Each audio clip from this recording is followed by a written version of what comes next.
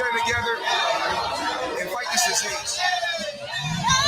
I come this way before, travel through the open door. Circumstances navigated the path, and life happened all so fast. No, it got lonely. Sometimes you see, I know we couldn't make it. Even when I'm off beat, I still land on my feet, and nothing can shake me, cause I know life took a hold on. I never. This is where I am destined to be. I'm not ready to give up. I believe in the miracle of life. Life's a play for no rehearsal. Learn quickly, they'll come for your role. Games can play, can't take it personal, cause the devil is a liar. Telling you the truth, it's only what you do, some things you gotta do, It's fight for millions, take a second, see the blessing in it. For much expected, much is given. When I made the living, now I'm giving back to children. Never let the power come first before your happiness, yes. You can be the best if you go the distance. Mix a little sweat with your persistence. You know that the best things are never instant.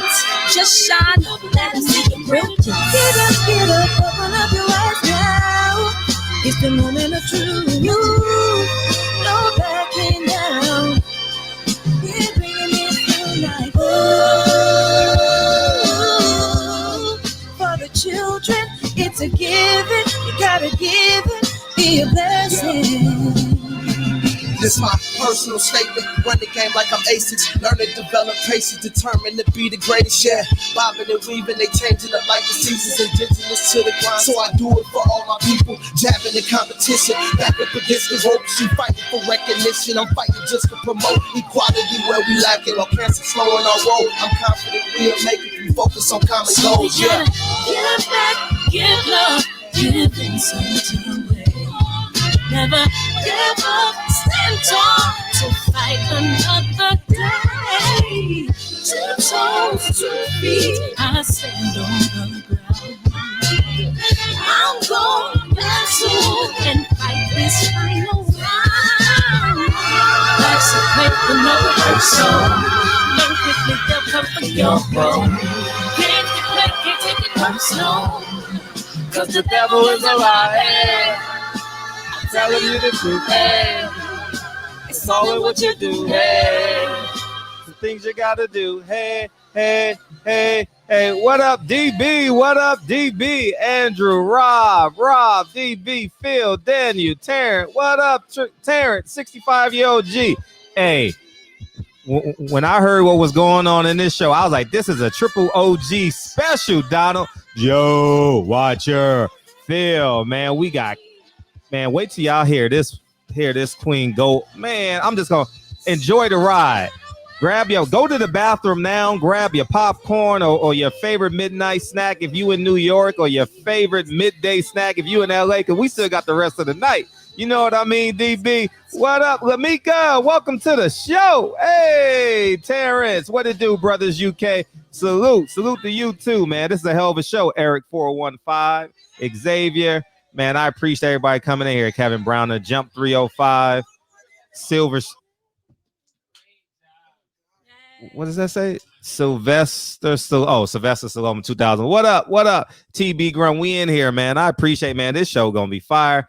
Shit, this may be a 3-hour show again, dog. We got a great guest. I don't know if y'all have heard her on CNN, yes or no, or indifferent.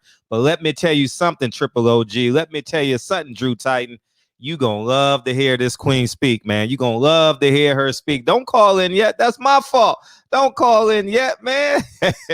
Man, this is gonna be one for the ages. Man, we got Mauricio Suleiman. We got the WBC. We got Tyson Fury cheating. We got truth for Deontay Wilder. And we gonna talk about police brutality in this totality. You know what I mean? This is gonna be a hell of a show. I've been excited all goddamn man.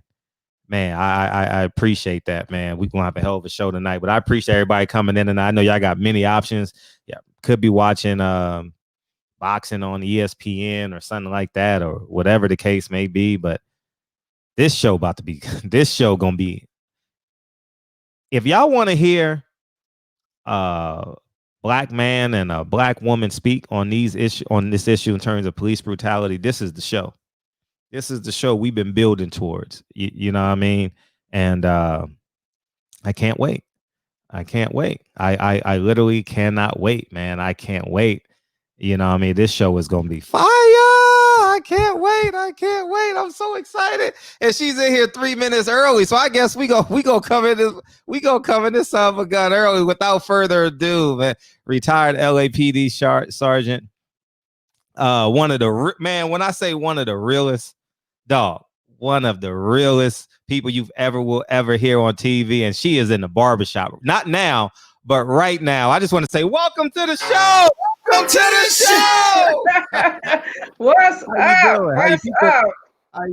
I'm glad to have you. I think it's an honor.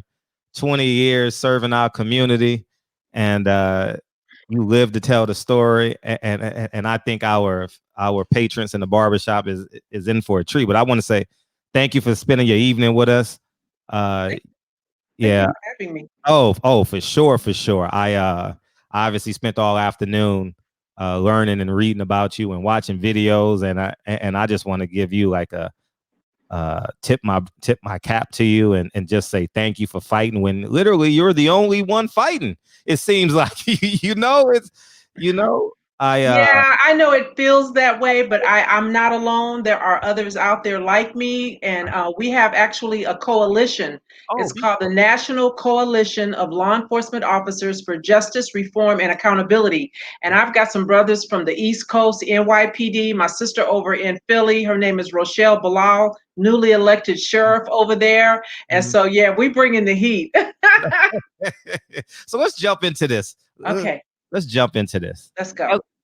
When you decided to be a police officer, was it what you imagined, or did you feel like you were like the lone soldier in it? I had no expectation. I didn't want to be a police officer. I was working as a clerical stenographer for Department of Justice, downtown Los Angeles. And I was working for Bureau of Narcotic Enforcement Special Agents and Bureau of Investigation Special Agents. I was a young mom. I was in a lot of debt. I had a small child, and I was going through a divorce. And they were trying to entice this guy who was involved in PCP sales, brother man. And they wanted to use me as a decoy to lure him to a location so that they could arrest him. And so I called him up. I gave him a name and said I was in town. I needed a place to stay. And you know how you guys are. So he was like, all right, I'm coming to get you. So he met me over at Pan's restaurant over on, what is that? My hood. That's where I live. Yeah. And, you know, it was just me, him, and a whole bunch of DOJ agents. So he came in, sat down, and they swarmed and took him into custody. And I was like, what? So I'm like, okay, I know how much money I make, and I know how much money you make. I need to make your money. What do I need to do? So they said, well, go get a post peace officer standard and training certificate. Join any, law enforcement agency, and after a year, you get your certificate, and then you can lateral back to DOJ as a special agent. So that was my mindset. I was just going to go wherever I could. At that time, I was looking at the bailiffs because they were in the courts, and I thought that's easy. I'll go there for a year. But LAPD was under consent decree to hire more women and minorities, and so they had a very expedited hiring process. So they got me in the academy. Again, my mindset was do a year and then go back to DOJ. But once I got on LAPD and I realized how big the department was, and they had all these specialized units, they were telling us young, impressionable recruits how amazing the LAPD was. Now, they didn't tell me that all those specialized units weren't really for folks who look like me. I found that out later, right? Yeah. But I also found out that they had an amazing pension plan, and that I could work for 20 years. And after the end of 20 years, retire on a service pension for the rest of my life. So I said, I'm just going to hunker down here for 20 years. And that's what I did. Not knowing what I was getting into. Yeah. And When did you encounter your first realization that the LAPD has systemic problems? In the police academy, it was immediate. Wow. Yeah, they wasn't playing with me. I was in an academy class with 20 females because they were under the consent decree. So there were 20 women and 20 guys. That was very unique and unusual for that time. I was one of 2 Black women. All the others were white girls. And I mean to tell you, my DI, who was held the rank of a P3 working at the Elysian Park Police Academy, it was a male DI and a female white DI, and they wasn't playing with me, so they didn't even try to sugarcoat it. They let me know that they weren't really happy about my presence. But the deal was, I quit a job to do this, and I was like, yeah, you're not about to get me up out of here because I quit a job to come here. So I just got to figure this out, and that's what I did. It was day by day, hour by hour. And at the end of 6 months, I graduated, but then I had to hold on for another 12 because I wasn't vested. And so I was basically an at-will employee. And so I was like, okay, I was hearing all these things about, what it was going to be like when you get out in patrol. And again, I went to Southwest Division. That was my first division of assignment. Mhm. And there were a lot of brothers that were working there, but of course they didn't put me with them. They Uh-huh. put me with the, other folks. Mhm. And so again, I'm thinking, I quit a job to do this job. I got to get through probation. Uh-huh. And I ultimately did have some really good training officers, white officers that I worked with initially. The jungle was my area of assignment. And I was working morning watch, which is graveyard. And, it was just kind of day to day, week to week. And when did you hit your stride?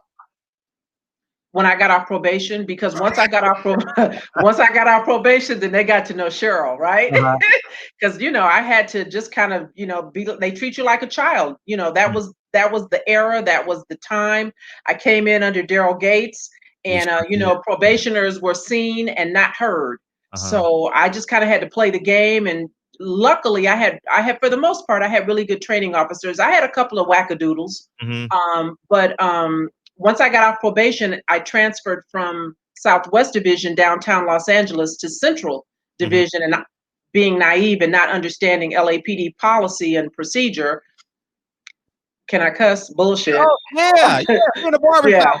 Yeah. Okay. Yeah. Okay. So, I'm not really understanding all of it quite yet, but, I had gone through some stuff on probation, but I made it. And so I thought, oh, thank you, Jesus. Now I go to a new division. I'm going to get a new start.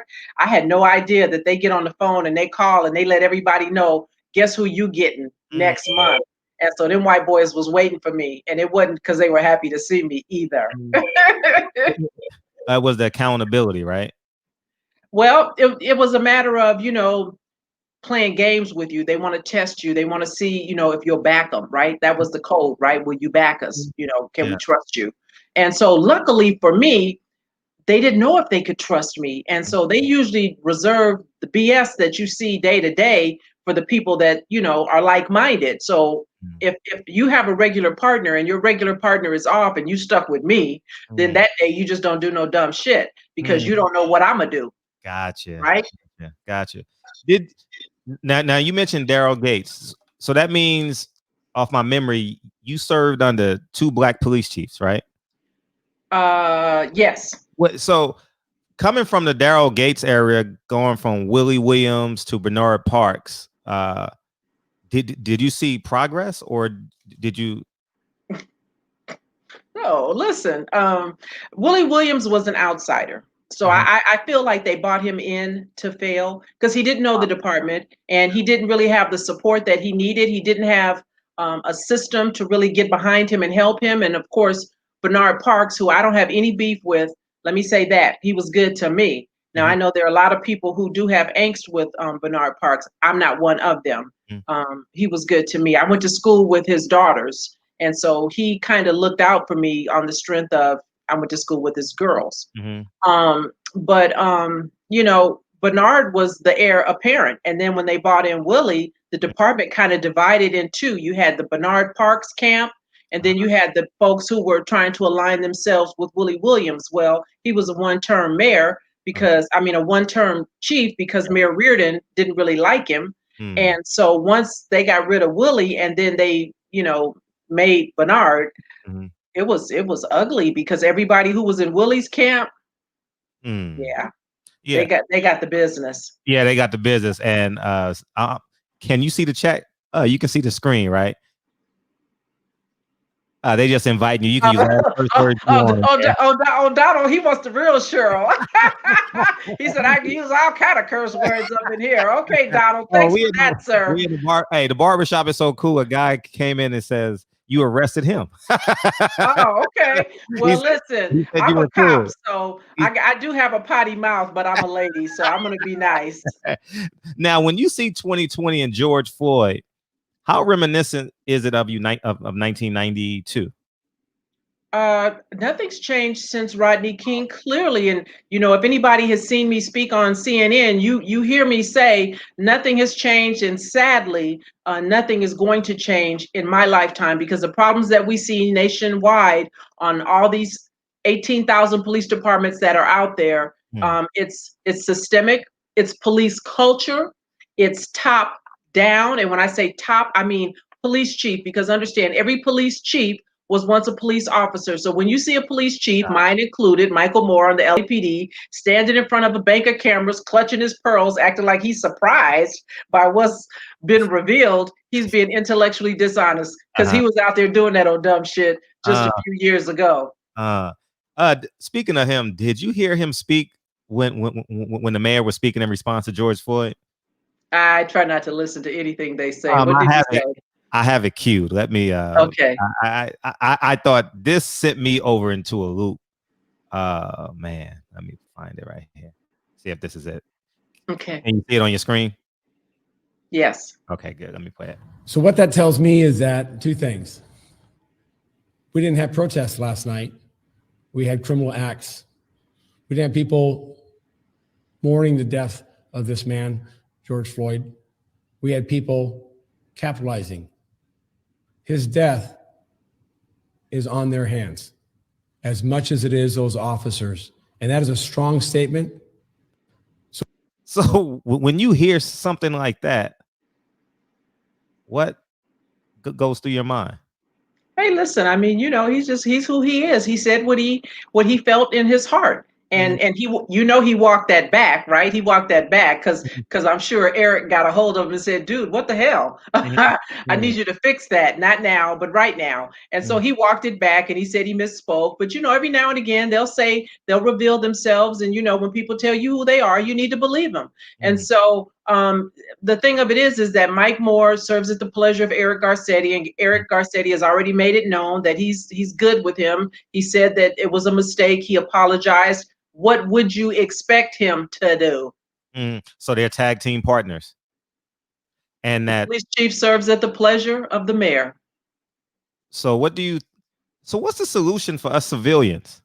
Are we just, do I have, my son is 5, soon to be 6. Do I just say, just pray every time he leaves the house, or what can we do in the interim to say, this is real change? What does real change look like for the LAPD, Atlanta PD, Buffalo PD? We'll get into all that. But what's real change look like? So real change looks like police officers being held personally accountable, right? Because I've said this from day one. If a police officer has to pay a portion of a civil settlement, and I'll just go real low, I'll just say 1%, because police officers live paycheck to paycheck like everybody else. If these civil settlements weren't solely on the shoulders of taxpayers, and police officers knew that they might have to get rid of a couple of Sea-Doos and a trailer and a Suburban and all the other toys that they have, this stuff would stop yesterday. But when you don't have any accountability, when a police department knows, because of qualified immunity and other things, the police officer Bill of Rights, something everybody should get familiar with and start looking at how to dismantle, then you understand there's no real incentive for them to do anything different. When you have a guy like Derek Chauvin, who sat on the neck of George Floyd for 8 minutes and 46 seconds while everybody watched him, and he sat there knowing he was being recorded, refusing to allow others to intervene, knowing that he had 18 personnel complaints. 18. How do you get 18 personnel complaints in 19 years? But for you're sheltered and covered by a police department. And so why would Derek do anything different? But what he did, because he was on his way to a 19th complaint, but for he killed someone this time. And it's not until it makes national news that all of a sudden, you know, now they get the no-nots and they're not quite sure if this is somebody that they should keep on the payroll. The other officer who was standing there, that Asian officer, he had been involved in a situation where he knocked the teeth out of the head of a black man. That city paid $25,000 because of him, but he still lives to offend again, at least up until, you know, he got charged with the murder of George Floyd. But for everybody complaining, they probably would not have even charged him. And we'll see whether or not he gets convicted. So to answer your question, what do we do? One of the things that I ask young people to do, and I know it drives them crazy. I'm a mother. I have 4 sons, so I understand. Yeah. None of us are immune. But I say comply, comply, comply. I want you to live through that police encounter. And I'm not guaranteeing that if you do everything right, you will survive. But we know if you do a couple of things like what we've seen, not comply, not turn around, not be handcuffed, not put a cigarette out, we know how that ends. Sam DuBose tried to drive off. Walter Scott ran away because he had a couple of BS warrants and was shot in the back by Michael Schlager. So we know what happens when you don't comply, for sure, for real. If you want to survive a police encounter, I say comply. Don't make your family the beneficiary of being the next lottery winner in California because an LAPD officer shot you. They have shown us time and time again. They don't have a problem shooting and killing us. And once they shoot and kill you, there's only one version of what happened, and that's the one that the officer is going to craft. How important is video, and why it seems to be so many times minimized if it's actual evidence? Well, because great deference is given to what a police officer says, and by and large, folks want to believe. Great deference? In other words, if great deference, in other words, my version, because police just jurors and others say, well, it's a hard job, and you know they want to go home. Of course, we want to go home, and so they just take us at our word. Now that may start to change because now we're starting to actually see examples of officers flat out lying about encounters, about what went on.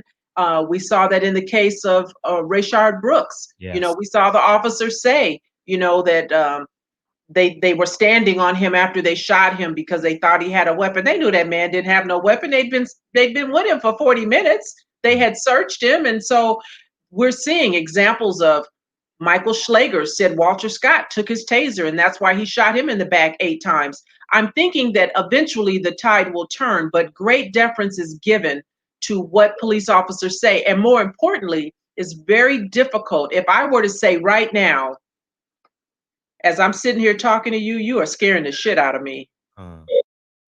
Prove I'm not afraid of you. It's hard to argue what's in my head. And so it's important for us to not dodge jury summons and get on these juries, because you may be selected to be on something that could be life altering, not only for us as a people, but certainly for family members. You're picked to be on a jury with a deadly use of force incident. And I know that, you know, it seems to come at an inconvenient time, and we don't want to be bothered, but it's important for us to do that. It's important for us to vote. I know young people go crazy because they say my vote doesn't matter.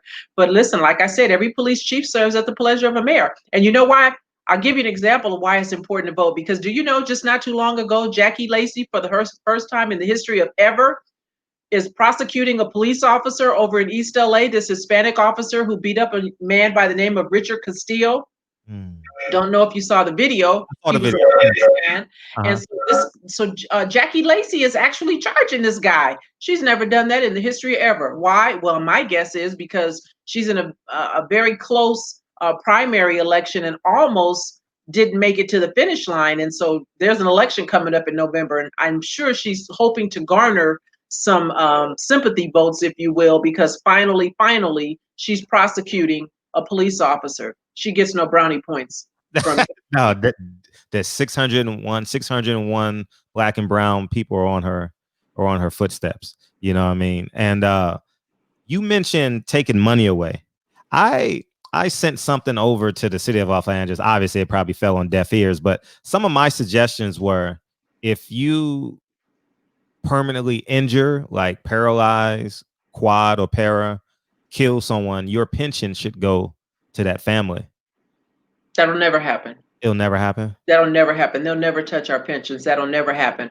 But certainly they're looking at, this whole thing about qualified immunity, which prevents officers from being sued civilly. Uh-huh. But here's the thing, right now there's a lot. And so, we have an affirmative responsibility to attend community meetings and contact legislators. And I don't say, call them. You need to write them, and you need to write letters to everybody who's involved in this process here in Los Angeles, the LA Police Commission, the mayor, every police captain who may be over an errant officer, internal affairs group, the police chief. Write a letter to everybody. You can write one to Jackie too. It ain't gonna matter. But the point is that when you write a letter to more than one person, they get on the phone and they say, "Hey, I got a letter and it's CC'd and I see 7 other names. Did you get your letter today?"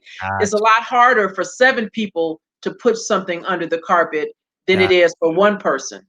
Got you.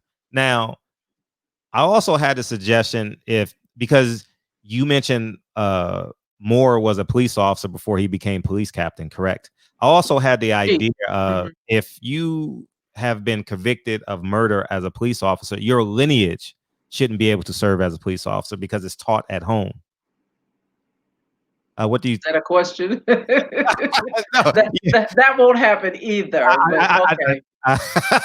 Yeah, that ain't gonna happen either. But what could happen, what should happen is, I think, and before we get to murder, because listen, there are always red flags. Like I said, Chauvin had 18 personnel complaints. The officer who shot and killed Garrett Rolfe, who shot and killed Rayshard Brooks, he had over a dozen complaints. So there's always red flags, right? The reason that I think police chiefs allow that to happen is because of civil liability. Not so much that they're concerned about the officer, but that the police chief is protecting the entity. And when you protect the entity, sometimes the officer benefits up and until you get to a situation like Walter Scott or Garrett Rolfe or Derek Chauvin, where they're like, "Dude, I can't with you." And so now, the chief stands alone. But what needs to happen is, in those instances where you have verifiable proof that an officer doesn't have the skill set or the temperament, then I think they should yank their post, peace officer standard and training certificate. If you don't have your post certificate, you cannot be law enforcement. So you don't get the benefit of moving around from department to department, like Betty Shelby did when she shot and killed Terrence Crutcher. She went to a neighboring department where she is now working and teaching a class called How to Survive a Critical Incident. I call it How to Get Away with Murder. This help is being compensated for having killed a Black man and teaching others how to kill Black folks. How is that possible? Tulsa, Oklahoma. So that's how. Do you think that like being Black in this country, as it pertains to police, why are we at such a disadvantage? Where did it stem from, you think? Is it slave patrol to police officers? Is that just a symmetry of our country? It's probably a little bit of all of that. And at the end of the day, the system does what the system was designed to do. Amen. Right? Amen. So, let's not pretend, there's some bad doers out there and there's some folks that need to be in jail. Be clear. I get that.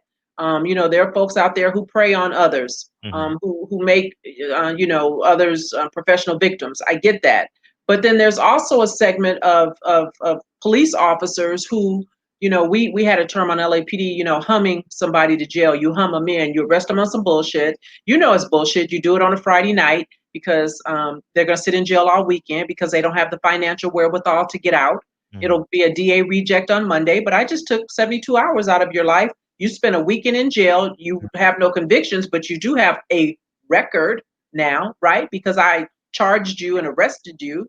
And the ramifications of a record, right? That can prevent you from getting housing, jobs, and Lord knows what else. And so, you can't have a bunch of prisons if you don't have population. I think there's a symbiotic relationship in all of that. Police, district attorney, judges. What goes on between police killing a black man to getting to arresting him?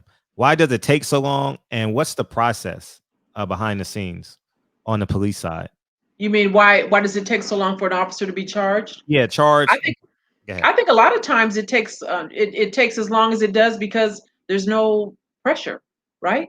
I mean, look at the Breonna Taylor situation right now. We know that was a bad deal, that no-knock warrant, and the officer just barely got fired. They haven't charged him or the others who came barging through her door at 1 o'clock in the morning on a no-knock warrant when they knew the suspect they were looking for was already in custody. They lied about the reason for the no-knock warrant. They went judge shopping to get it. I mean, everything about that no-knock warrant was all bad. And so, but for a little bit of social media pressure, they would not have even fired the guy. Look what happened in the case of Ahmaud Arbery. I mean, granted, this was a former police officer who worked for the district attorney's office, Gregory McMichael, but it wasn't until the family was able to get some traction in terms of going public that once that happened, 48 hours, voila.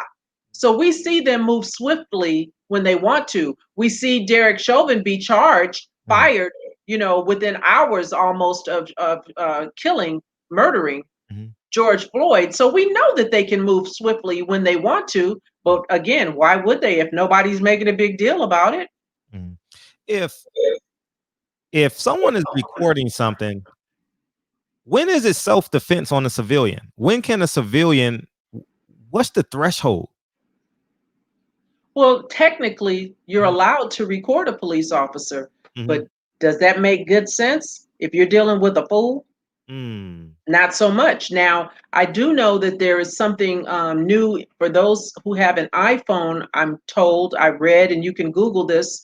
If you just say, Siri, I'm being pulled over, your phone will stop whatever it's doing. If it's listening to music, playing music, whatever, and it will start to record. And I think you can also designate a person for that to get a notification as to where you are. So that's a way to surreptitiously let folks know what's going on with you, because what you don't want to do is hold court curbside. In other words, if you piss an officer off, I talk about contempt of cop. You piss an officer off, there's a price to pay. It could be something simple as a ticket, or it could be something as serious as you losing your life and nobody knows what happened because you're gone, and they're going to craft a version to justify a deadly use of force that should have never occurred. So that's why I say just comply. Officers generally give you a red flag when they're about to act a damn fool. When you see an officer putting on black gloves, because listen, we don't do surgery. So when you see an officer putting on black gloves, he's about to put hands on you. You need to be quiet. You need to be quiet. Do you think men like Christopher Dorner and Michael Johnson are heroes to some degree? I can't call Christopher Dorner a hero because he murdered 4 people who had nothing to do with his angst with the LAPD. I get why Christopher Dorner did what he did, and that's part and parcel as to why I wrote my first book, Black and Blue, The Creation of a Manifesto, because I knew, like everybody who looks like me on the LAPD, who are honest, knew that they were going to kill him when they caught him. And I knew that everything Christopher Dorner was complaining about in his manifesto was true, because everything Christopher Dorner had gone through, I went through only 15 years before him. And that's why I wrote my book, because I knew that I could speak to those issues in a way that he could not and would not be believed now, because they tried to dirty him up by saying that he was crazy and that he was unfit and he should have never been a cop. So I went through all of that. I talked the same way Christopher Dorner did. The difference between he and I is that I made it to the finish line, and I didn't hurt anybody on the way. I'm honorably retired. And so when I say what I say, they may not like it, but one thing they can't say is I'm making this shit up. That's what they can't say. And they can't say that I'm disgruntled. They tried that when I first started speaking in 2013. But I tell anybody who asks, I love the LAPD the first of every month.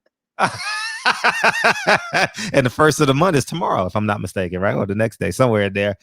Can we police ourselves? I don't know how that would happen. I know there's a lot of talk about defunding the police and all of that. And, logistically and, with all that goes on with when there is real crime, how would a civilian, even navigate through that system? How would civilians create a relationship with the district attorney to get cases prosecuted? And more importantly, with the community, there's certain elements who say, I'll never call the police. And there's also an element who wouldn't trust anything but the police, right? Because you could easily have that same kind of abuse take place in a civilian world, if you will. When I first came on the LAPD, I told you I worked the jungle. Mhm. And at that time, there were a lot of brothers from the FOI who lived over there. Sure. And we were always having skirmishes with the brothers over there. And they were trying to do something, I think, similar to that, in that they wanted the folks in the jungle to rely on them if they had issue rather than calling Southwest Division. And when we would show up, that was my area. When we would show up, I could see the brothers up in the apartment. They had their windows open all the time. And when a police car comes in the jungle, they look out the window and they must have started calling each other, because you could see them putting on sweatshirts and some of them no shirt, and they came down and they would tell me or my training officer, my name is Captain Michael X, and what do you want with my people? And so thankfully the partner that I had, although he was a white officer, he was crazy, but he wasn't real crazy. Uh-huh. And we never got into any fights, but they were certainly there for that. They were about that life. But people still call Southwest Division in the jungle during those times in the 80s when they needed police service. So I don't know how that would work. Mm. Can it be a step down? Like you have a police and you have, something similar to, obviously, I think more organized, but have you driven through USC recently? And you see the yellow jackets and stuff? Well, in USC, they got a bunch of yellow jackets on every corner. Not that much policing, probably, but some type of organization as a step down to police officers with a bridge to the police department. Well, I feel like we kind of had that when I was on the department, when we had community-based policing, right? We had neighborhood watch captains, right? Who folks could go to if they had an issue. We also have what we call a senior lead officer, a P3+1 is the rank. And that was kind of the liaison. If somebody had an issue, you could call your senior lead and you get to know them, they get to know you, and you guys can talk and relate. The bottom line is, I think when you have officers who are on a police department and they don't look at the people that they serve and can relate to them, if you don't look at someone and think like Philando Castile, who's got a small child in the back seat, and if Yanez didn't look in that car and see that baby and think that she could have been my little sister, and maybe it doesn't make sense to fire 7 rounds in the car, you understand the problem, right? Yes.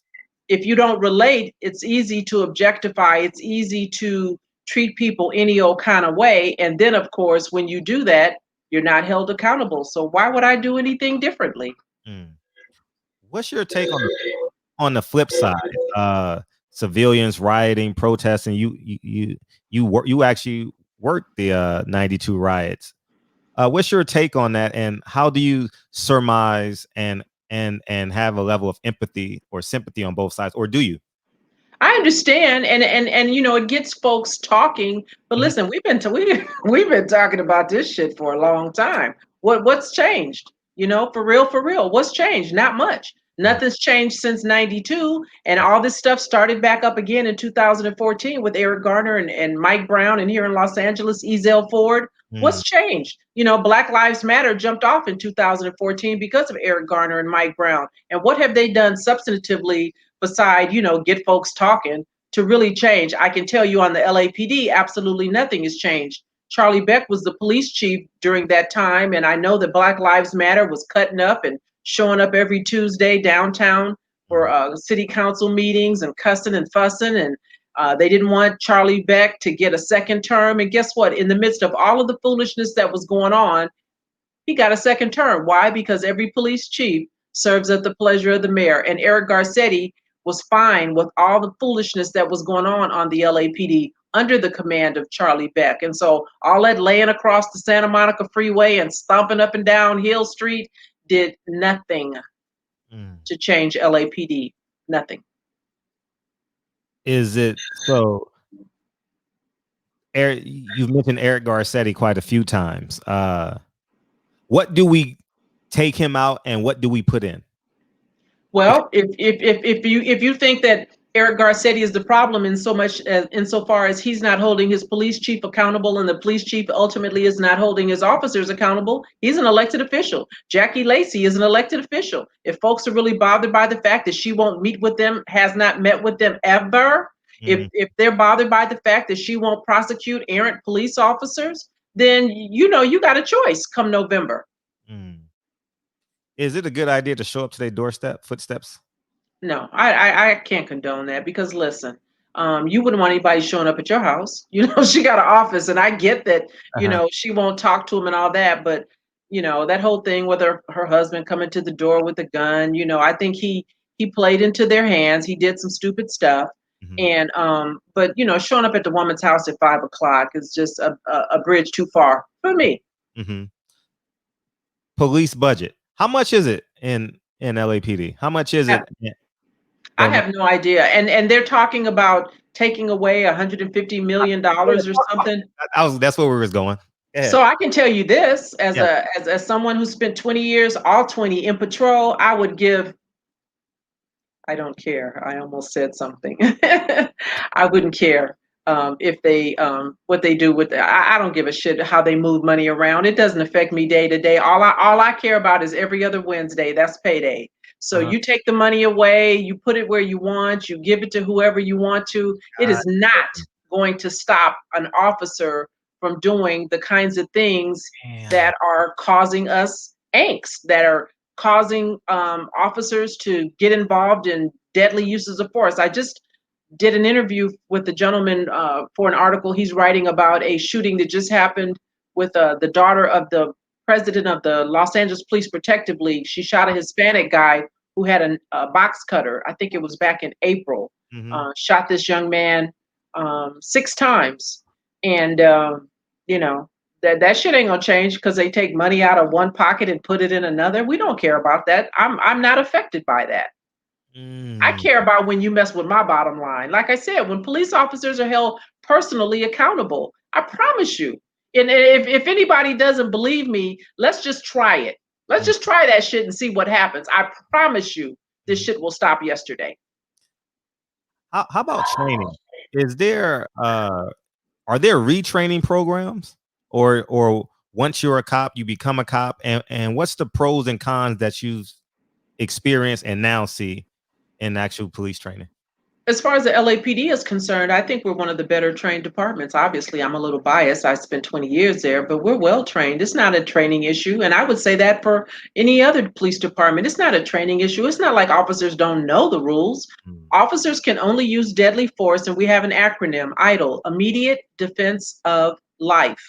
If it's not an immediate defense of life scenario, if it's not a last resort, which is how we're taught and trained, deadly force is used as a last resort. That means after I've done everything but bite you, then I get to shoot you, right? And if it's not that, then it's an out of policy shooting. But for that thing, perception, what's in an officer's mind, how they perceived a situation. And that's the thing that, is very hard to overcome in a lot of cases if it ever goes to trial. But it's not a training issue. What I do think is problematic is that officers should be psychologically evaluated. And I just say maybe every 2 years. Yeah, someone asked parents. Yeah, because you can come on the job and you can have the best of intentions and you can work with a jackass and you kind of learn because you want to be pleasing as a young recruit to your training officer. He holds your life in their hand. And you want to be pleasing. And so, if you're working with a fool, and you want to show them that you back them, then you might get pulled into some stuff.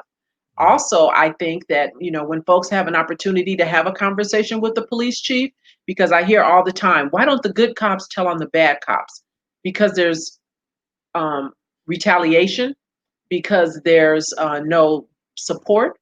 And so I say, don't put the onus on police officers. Put it on the police chief. A police chief could create a safe zone where officers could report. And I know this to be true because I reported an officer or two during my time. And when I went to the so-called safe spot, which was 2 miles from where I was working, before I could even drive back to my division, my commanding officer already knew that I had gone and reported misconduct. So why would an officer report something that they see in the field when they know that the watch commander, that the area captain, and ultimately the police chief is not going to support them? So does it just fall upon deaf ears, or what happens? You get mistreated for some time, or It could be all of that. It could be all of that. You could get a shitty assignment. You know, you might be working somewhere. Finally, I got weekends off, and now you got Tuesday and Thursday. Or you could get sent to graveyard, you know, or some other shitty detail. Or you're out there, somebody's handing you your ass, and you get on the radio and ask for backup, and everybody is, you know, sucking their teeth and flossing them.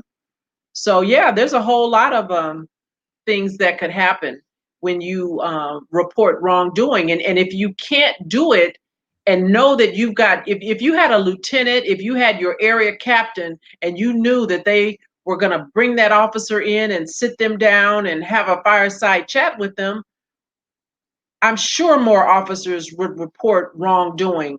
So those who do tell have to decide, who are you? What kind of officer do I want to be? You know, I could have been a damn deputy chief if I wanted to, but I'm not built that way. I talk a lot of shit. And so I did good to make it to sergeant. it's funny That's just me. how you can degress in between syllables. You know? Yeah. Usually it takes you 2 or 3 sentences. You go up, you go right back down.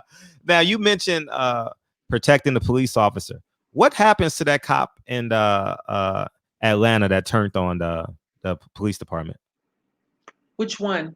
The police officer that didn't shoot Rayshard Brooks.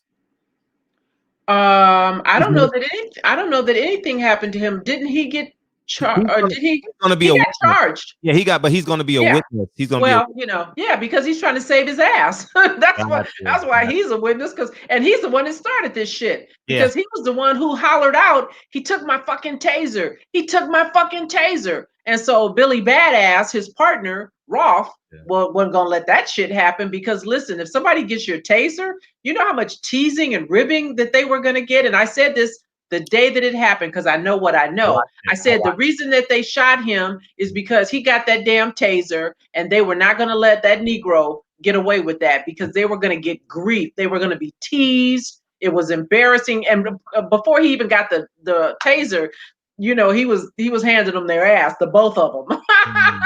And so that was punishment. You piss a cop off, there's a price to pay. That was punishment. The ultimate. How strong? And we know that that's true, because when Rolf shot him, he did a victory lap and he said, "I got him." Yep. How strong are the police unions?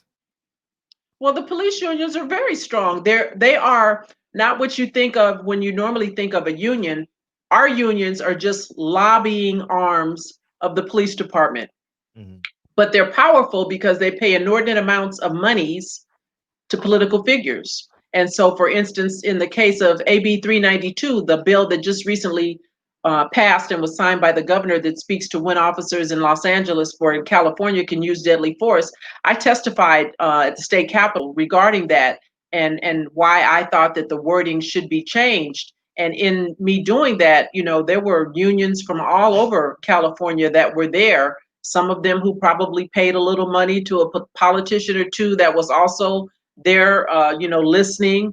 And by the time this bill passed, it was kind of watered down, and it didn't really have the teeth that it probably should have had. Certainly not what the families wanted.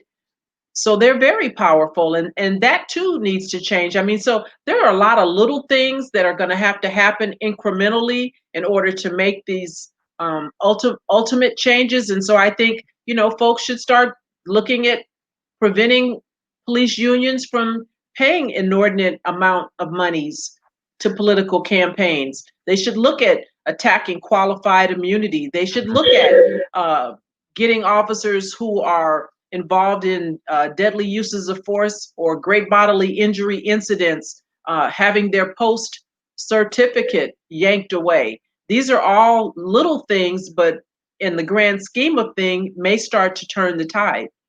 Have you thought about running for office? Why would I do that? No. Why not? No. Out of curiosity, Mm-mm. why not?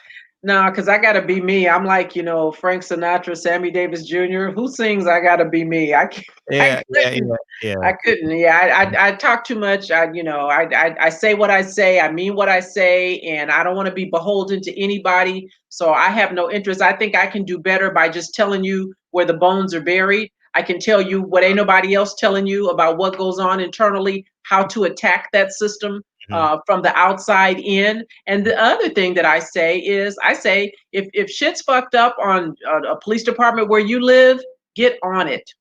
Get on it. They're recruiting, and we know this to be true. KKK members are infiltrating. I don't want to use the word infiltrate, but if that makes you feel good, get on that bitch. Because you can't affect certain changes unless you're there. Imagine how amazing it would have been to have somebody like me partnered up with Aaron Dean, the officer who was outside of Tatiana Jefferson's home when they came and saw her playing a video game. Imagine if there was someone like me who was partnered with Derek Chauvin when he sat on Floyd's neck. I'd have told him to get the fuck off. What are you doing? If you're not there, you can't make a difference. And I made those kinds of differences when I was on the department. I worked with white boys who would want to sit brothers on the ground because that was the big deal. You stop a black man, you get him out the car to write him a ticket, and you sit him on the curb, right? Once I got off probation, we don't sit people on the curb. There's a way, if you really are scared, and if you're really scared, then that's a whole nother conversation. Maybe this ain't for you. But if you're really scared, you don't sit people on the curb. That's disrespectful. There's a way to deal with that. But you got to be on the job to make that happen. I see and hear, and you probably do too, men who go to prison and they're incarcerated and they get in the law library and they become attorneys and they come out and they do amazing things. Wouldn't it be nice if young folks who get stopped by the police for racial profiling say, you know what, that shit was fucked up, and I'm gonna get on the job and make sure if I'm working with one of these white boys, they don't do that to somebody who looks like me ever again. Now you mentioned you want to take some phone calls too. Yeah, let's take one. Okay, let me set that up. I think you may get a lot of phone calls, and I think this is gonna be a busy one.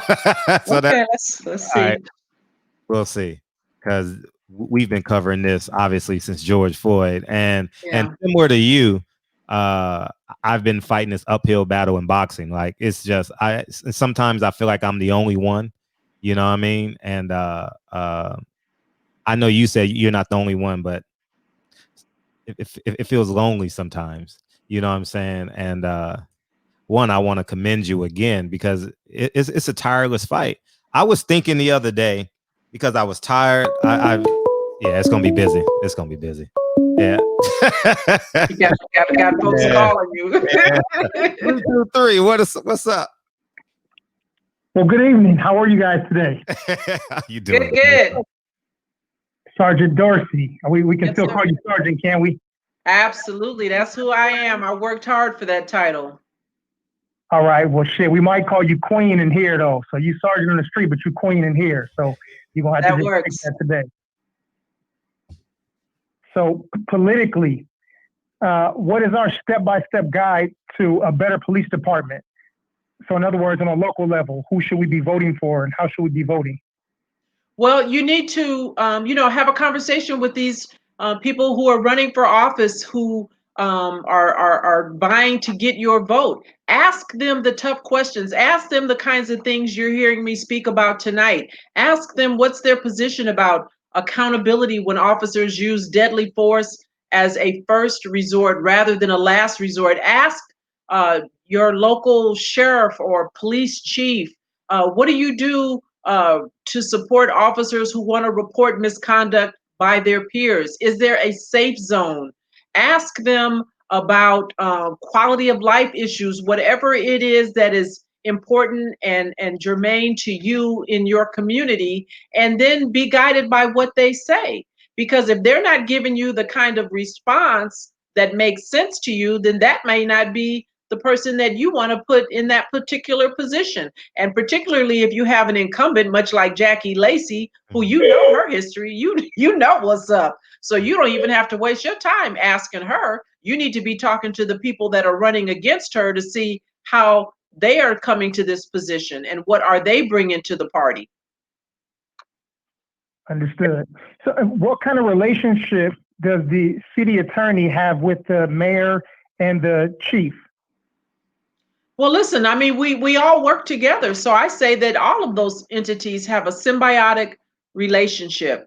The coroner, you know, sometimes when you hear autopsy reports come back and people are questioning and looking kind of side eye about, you know, what a coroner might say, we all work together. We deal with one another. I know you, you know me. I like you. I'm in your office. You know, police detectives are in the DA's office all the time, in the city attorney's office all the time, filing court cases. So we get to know one another. We have a relationship. Our police chief has a relationship with the district attorney and the mayor, and so on and so on. And so I say they're all in bed together, right? If you understand that, then you know how to deal with them and you know what to ask and you know what you should be hearing in their response. Right. So when we have a mayor who's not holding the chief accountable and we want to vote this mayor out. So underneath the mayor, I'm assuming maybe the city manager or the deputy mayor, correct? So if we vote this guy out or impeach or remove him, then even though that person's out of that seat now, doesn't the person that worked underneath that mayor, the city manager or the deputy mayor, aren't they still like amongst that same school of kind of crooked politicians, so to speak? You know, I would say to that, if you're not happy with Eric Garcetti, at some point he's going to be running for re-election, or maybe not, because it seems like he's got other interests. But whoever is his competition, what are they talking about? Or do you know someone who thinks like you, who is interested in what you're interested in, who may have a political aspiration that you can put forth? So I'm sure that there are people out there in the community who may, you know, want to do things differently, need the support and somebody that you could get behind. But every mayor is an elected official. And so, I mean, that's a no-brainer. If you're not happy with him, then he gets to go. Right. We have to vote, right? Local elections are just as important as the executive level politics, right? I would say, you know, more important, because in terms of everything that's going on right now with all this banter back and forth about police reform, I mean, they can do whatever they want nationally. You know, this jackass in the White House is talking about a national registry. I even heard Cory Booker, God bless him. I hate to do black on black crime, but some of them really wear me out. A national registry? Do we need to put Derek Chauvin on a damn list? This motherfucker was on a list. It was local, right? They knew who he was. We got LAPD officers who are on a list right now. We don't need to add their asses to a national list. And then what? And then we're going to create another blue panel ribbon, blue ribbon panel to discuss what? They know what the problem is. They know who the errant officers are. All of what we're hearing right now with regards to police reform, you hear everything but accountability. It's like it's a fucking 4-letter word and they won't say it. Hold the officer accountable. If you're not going to hold the officer accountable, then we're going to hold the chief accountable. And the way we hold him accountable is get in the mayor's ass. Gotcha. I love it.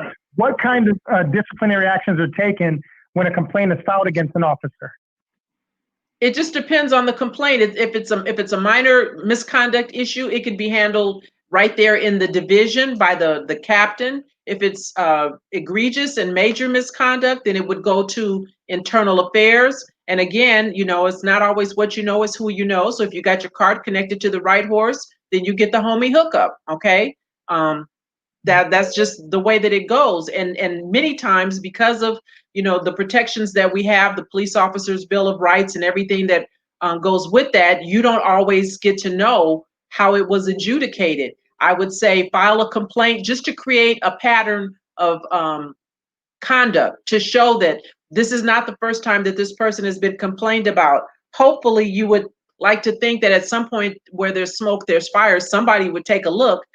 There's no guarantee, but if you don't ever make a written complaint, then when something does make national news, by the time they kill a person, you give them the benefit of saying, we had no idea. This is the first I heard this guy was completely batshit crazy, when they knew it all along. Right. And what sort of slack do you get, and what kind of fire are you under, due to these truths that you speak? Well, I know there are people that don't like me because they find me on social media, but I have no fucks to give. I knew when I started speaking this way that, folks were going to be bothered. But like I said, one thing they can't say is that I'm saying anything that isn't correct. And so, I'm prayed up. I got other folks that are praying for me as well. Hope you'll join in. I just need 2 or 3 of you to stand in agreement. And after that, I'm good. I don't worry about it. Right. My last 2 questions. Are you interested in holding any political seat? Not even a little bit. Not even. You're the type of person that we need, so you might need to reconsider. Well, I think I do my best work from here. So I'm just telling you guys, I'm giving you the information and I'm sharing with you everything it is that I know so that you can go out and share it with everyone that you know. And hopefully this thing will just, spider out and find folks who live in Los Angeles or live where you live who are interested in making a difference and might want to have some kind of a political aspiration. It's not for me.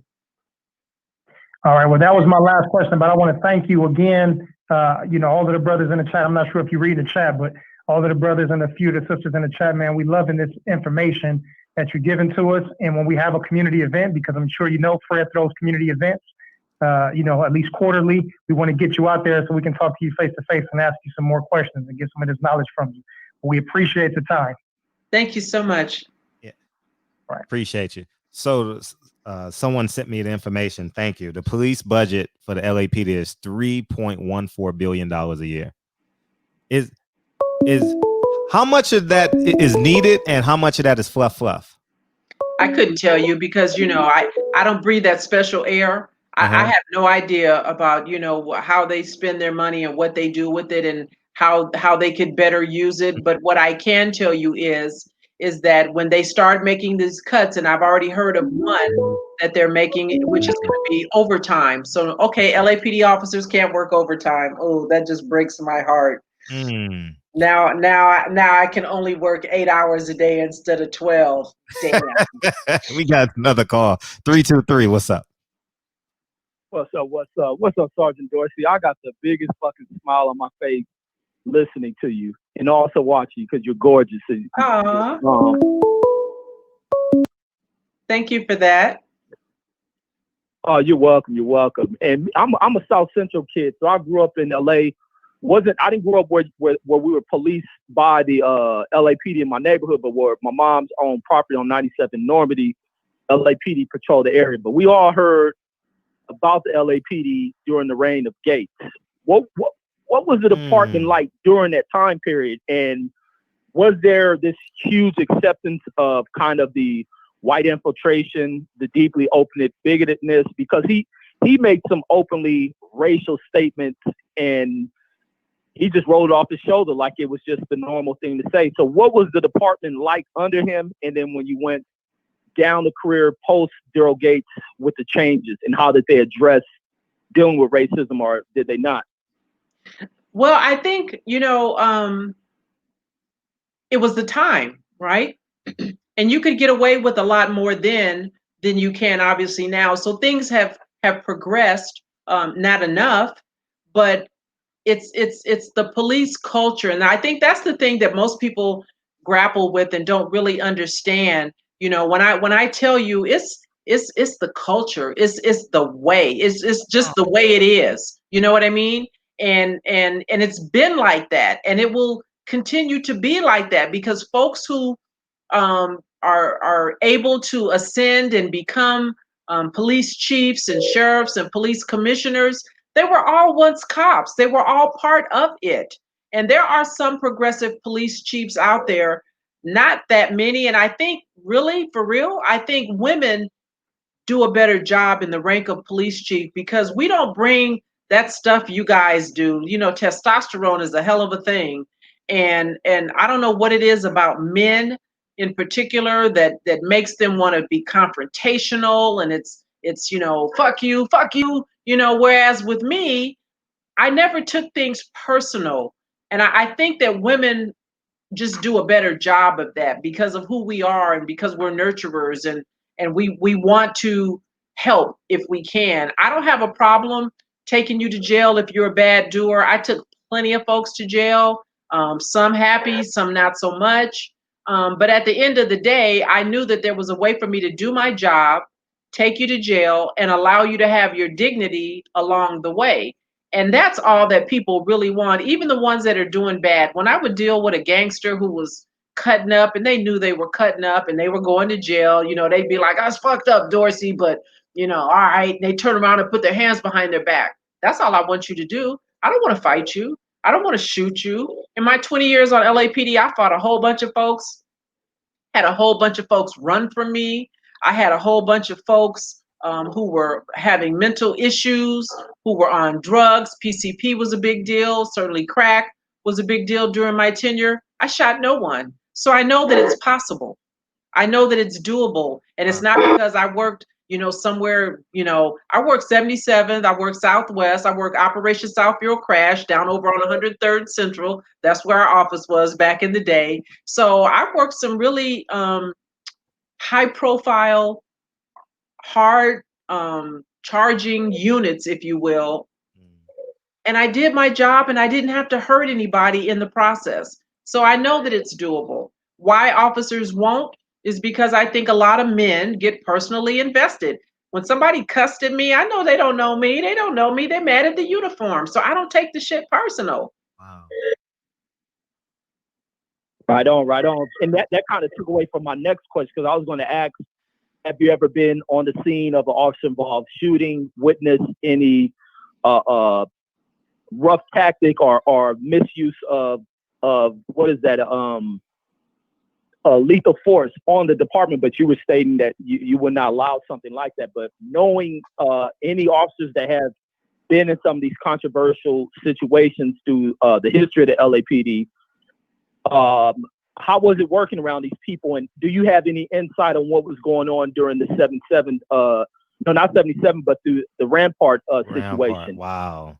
Was it working with around that situation? Gotcha, Black.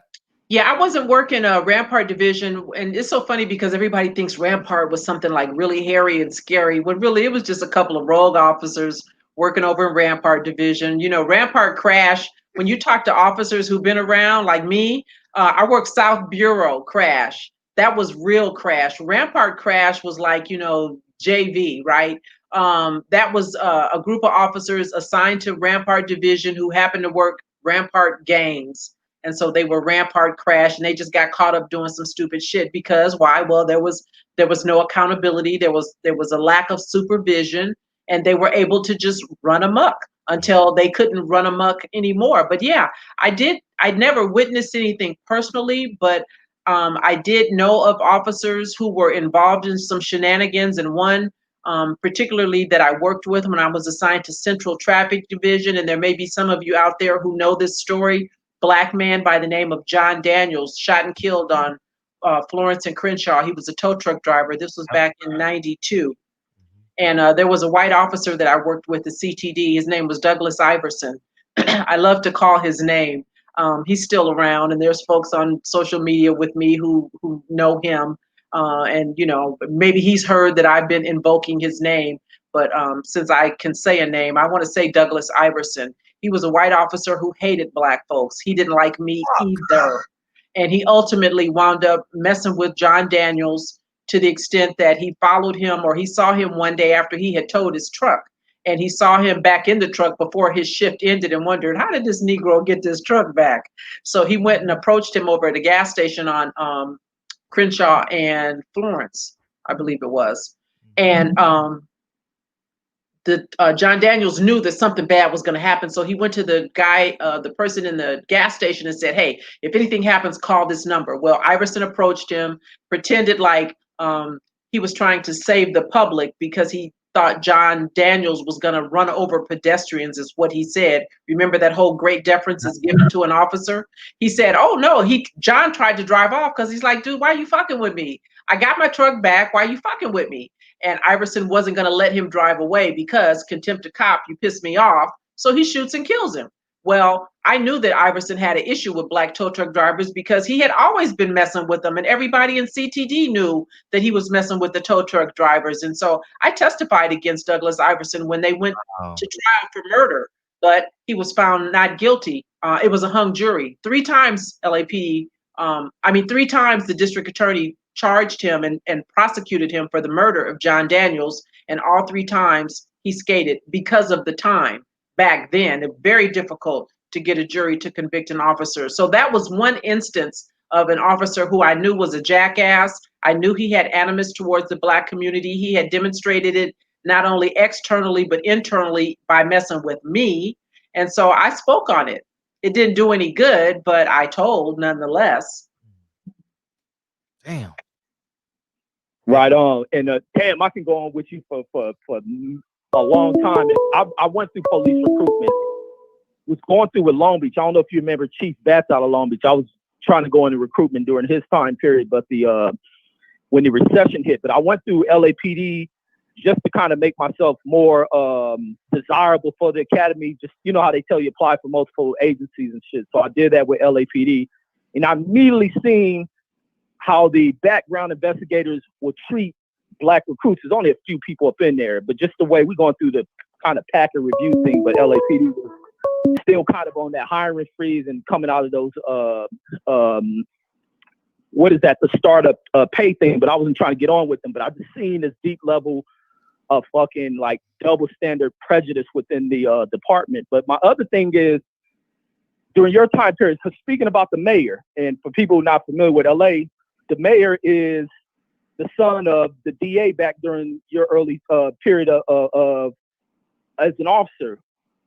What was Gil Garcetti's record when it came to prosecuting cops? Because he's showing the hell put away a lot of folks within the city. What was he like? And then does that influence the way that his son governs the city of Los Angeles and his relationships with prosecuting cops? And was Jackie Rosen? Did Jackie Rosen play a role within what was the father? Eric Garcetti or Gil Garcetti's?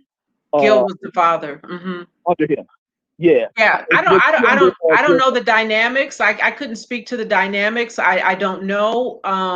But what I will tell you is that I like I said, I think there's a symbiotic relationship no matter who's in that office, unless you get the right person, right? And I know that there are a couple of folks that are running against DA Lacey who may not have the same proclivity that she has to sheltering police officers. And so you might want to take a look at her her competitor, her opponents, and see if they're talking, you know, when they have the next round of meetings or community meetings, go. You know, I have been to a couple of meetings just because I wanted to see kind of what was going on. And sadly, we don't come out. And so, you know, we really have no one to blame but ourselves. When LAPD has a series of meetings throughout the city to give you an opportunity to talk to the LAPD chief, Mike Moore, or if Jackie Lacey should ever be willing to sit down and have a conversation,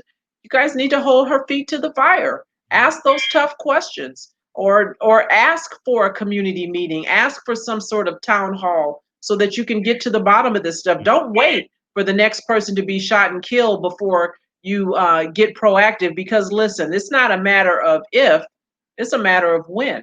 Jesus. Let me get to the next call. Goddamn, oh man, I got the biggest smile on my face. You're beautiful, you're great. I love the conversation with you. This is great, dope shit. And great shit, Fred. Great shit. But I'm up out of here. Appreciate you. Thank you. All right. I'm getting calls and texts like, man, we got to have her on my show. We got to have her on my show. Well, you need to tell your people, you know, I didn't just fall off a turnip truck truck. I'm on social media, so find a warrior queen, and we can chop it up on Instagram or YouTube or Twitter. Appreciate you. 305. What's up? Too blessed to be stressed and highly favored. We call him Pastor Usher Deacon 305. All right then. So this may be one of your future prayer warriors. How you doing, Sister Mother Queen? Doing well, sir. Thank you. Yes, and I love your crown. Oh, thank you. Yes. I got a question. How do we get rid of how could we have the rules of the blue wall mind perception reformed, or could it be reformed, or is it just stuck and that's it?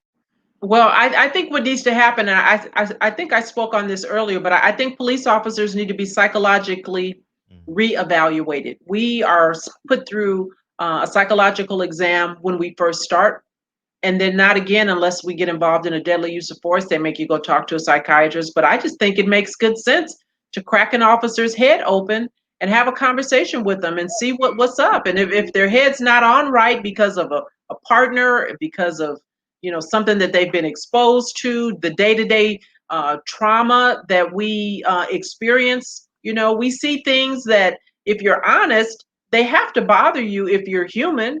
And so if an officer is struggling, and there's always signs, if they're not having issues at home, they're having issues at work.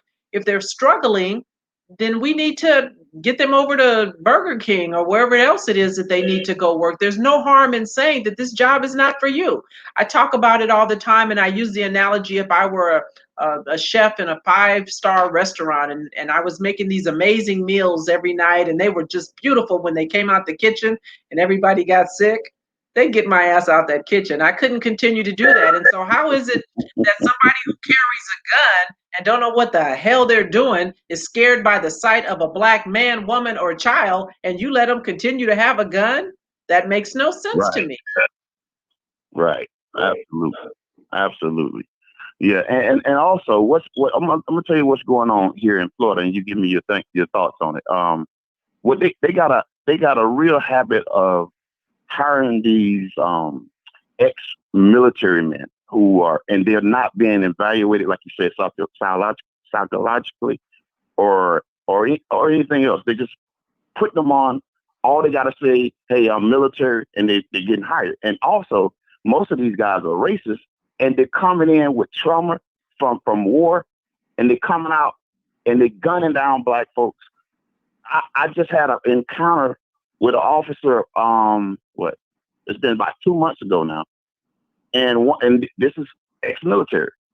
And what happened, there was a dead body in the street. So, I'm nosy. I got a call at the house because it could be a family member or a friend or somebody. So I'm going to see what's going on. And it's like a couple cars ahead of me, a couple cars behind me. And as I'm turning the curve slowly, but I never stopped, he's telling me, keep going. I say, hey, I'm moving. I never stop. So when I get to the corner, he jumps. He was standing up. He ran to his car, get in the car, flee behind me. And I pulled over because I seen him coming. He got out. He's all irate. He's angry. You just threatened me. Me and my wife like, man, I didn't threaten you, bro.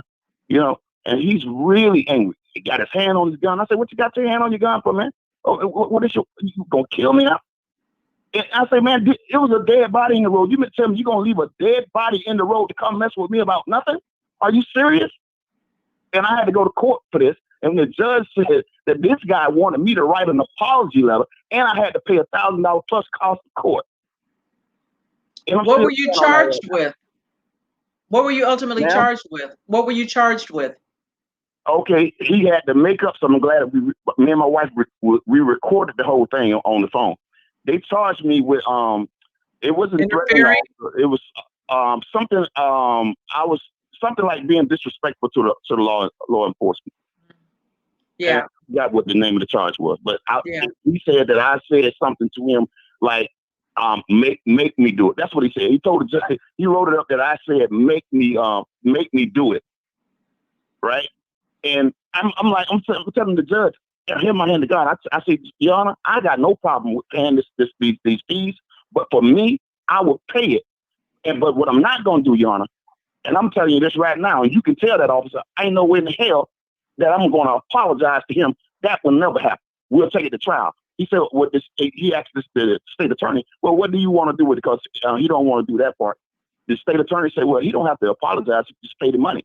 I said, I got no problem with that. But before I pay the money, Your Honor, I want to make sure that this is on record, documented, that this officer has a problem with black people. He left a dead body lying in the road to come and mess with me because he felt like he needed to show his authority on a black person.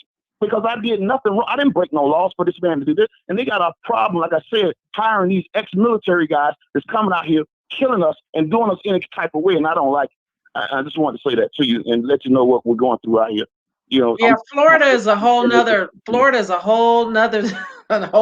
beast. I have a podcast, Sergeant Dorsey Speaks, and I talk every week at least about one case somewhere in Florida because they are just off the chain. And so to that, I would just say, you know, that's why we need more of us on these departments. And I get that they don't make it easy, you know. They want to know how many bubbles are in a bar of soap, you know, when somebody like me comes through the door. So I get that. But the alternative is to not be on the department. And then we're just left with, and we know that DOJ came out with a report, they're recruiting KKK. So we know that they're there.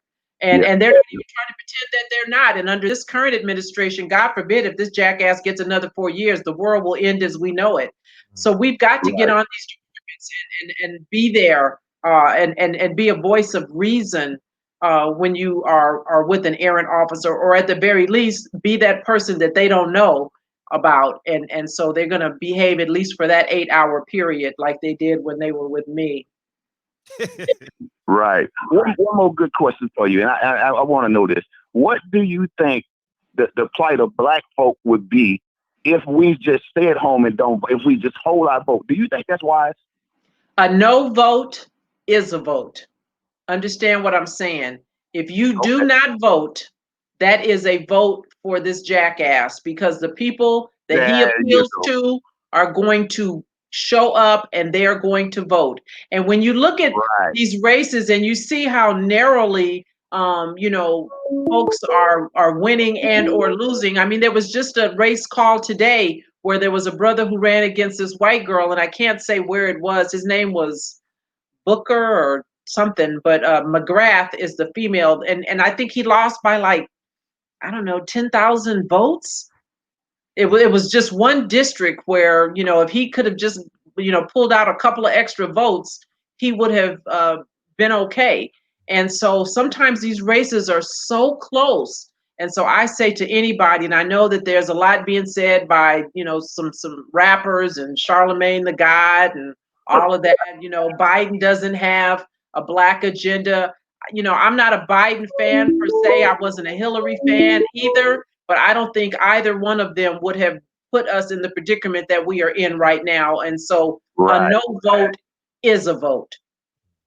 And that's what I was saying to my brother Fred, that it's dangerous for us to not vote and participate, because when we stay at home, you can bet you believe that those Republicans are going to show up if we don't show up. They're showing up. They're going to have their numbers up. And I'm so glad that you referenced that, not giving two fucks about that situation with the police. But at the same time, Fred, we got to vote, family, because it's dangerous. At the end of the day, we are the people who pay the heaviest cost. Black people, we pay the heaviest cost when it comes to judges, when it comes to healthcare, when it comes to economics. All these things, it falls on us. You see what I'm saying? And when I say that we have to vote, know that this is real. When we could get another Donald Trump. We don't know, you know what I'm saying? We could get another fool like this. We did not know that we was going to encounter this man and coronavirus and the outcome. Even the country wasn't prepared for this, for an epidemic like this. It really exposed America to me as a third world country. You're supposed to be the leader of the world, but you have more people dying in the U.S. than any other country that's dealing with the coronavirus. Who's the third world country? And you know, the thing that frightens me most about the prospect of him getting another 4 years is, first of all, if he gets another 4 years, you guys need to hold on, because he is going to show his entire ass. That's just who right. he is. And the Supreme Court is reason enough for people to vote, because Ruth Bader Ginsburg, God bless her, she has done a yeoman's job. She has been holding the fuck on. Right. She is not going to be here beyond another year or two, by her own admission. And so whoever is the next president is going to get maybe 1 or 2 court appointments to the Supreme Court. Right. If that Supreme Court winds up being majority conservative, it is going to affect our great grandchildren, because these are lifetime appointments. This jackass just appointed his 200th person to the federal bench, which is also lifetime. These are people who are going to be making determinations about whether or not there's a DOJ investigation when there's a civil rights possible violation, as in the case of Eric Garner and every other Black person who's been killed. We know that this attorney general has no appetite to investigate that. And it's so important that we flip the Senate and get this jackass out of office. A no vote is a vote. I pray that you guys hear me and vote. Appreciate say you, it Pastor. again, sister. Say it one more time, because I don't think they heard. Appreciate you, Pastor. Hey, I love you, Queen. I appreciate the time. Fred, I appreciate you every time, man. You let me get in. You know I'm long-winded, Jesus and I appreciate Christ, you. that's good. Thank you tomorrow. Thank you tomorrow. Appreciate you. So for the record, I didn't say I wasn't voting. I said I'm voting for myself. I did not say I'm writing myself in as a presidential candidate. So you know that's a vote, right? You know that's a vote. But I'm gonna push you down when I see you, but okay. Appreciate it. Hey, so we go from Pastor Usher, Deacon 305 to the pastor of First AME Church. And go ahead. Go ahead, TB. Go ahead, man. TB. Hey, what's going on, Phil? Hey, what's up? Hey, good morning to the Sergeant. How you doing, Sergeant? I'm doing well, sir. How are you? I'm doing good. There was a couple things I want to say. I'm not going to hold in line like the past callers. I want to say that you be absolutely killing it on CNN. They're not ready for that script. And I wish you could talk on CNN like you talking on the barbershop. I wish they give you 3 segments on CNN. Shit, you shake the world up. Yeah, I have to give them CNN Cheryl. So yeah, otherwise they won't invite me back. For sure. We get it. Well, yeah, that's cable news, so you should be able to give them the barbershop conversation, Cheryl. So, you and Angela Rye should be able to go in there and just basically pull a Ali and shake up the world. I appreciate that. But it's okay. I'm going to give my personal experience. Okay. When I went through the Maryland State Police hiring process, I did the written test. In order to get to the physical agility test, you have to pass the written test. So I did the written test, passed the written test, went through the physical agility part, and then I passed that. And then after that, I went to the oral board, and then once I did the oral board, they were talking about, then they did the neighborhood investigation or what have you, and then there was a polygraph and this, that, and the third. All of this was before the mental evaluation. The mental evaluation should have been way before I got that far, in my personal opinion. I ended up not being a Maryland State Trooper because I'm from the Hill community in Talbot County, Maryland, which is the oldest African American community in the United States. The individual, the trooper who was doing my background check, said that he didn't think that I would make a good trooper because I was from a drug-ridden neighborhood. This was back in the early 90s. My neighborhood was so poor it made 2020. He said that I knew too many drug dealers, and I would be too much of a risk of being a corrupt cop. So he said I would make a good trooper. At the same time, I was being recruited and had a verbal job offered by the chief of police of the town of Easton, Maryland.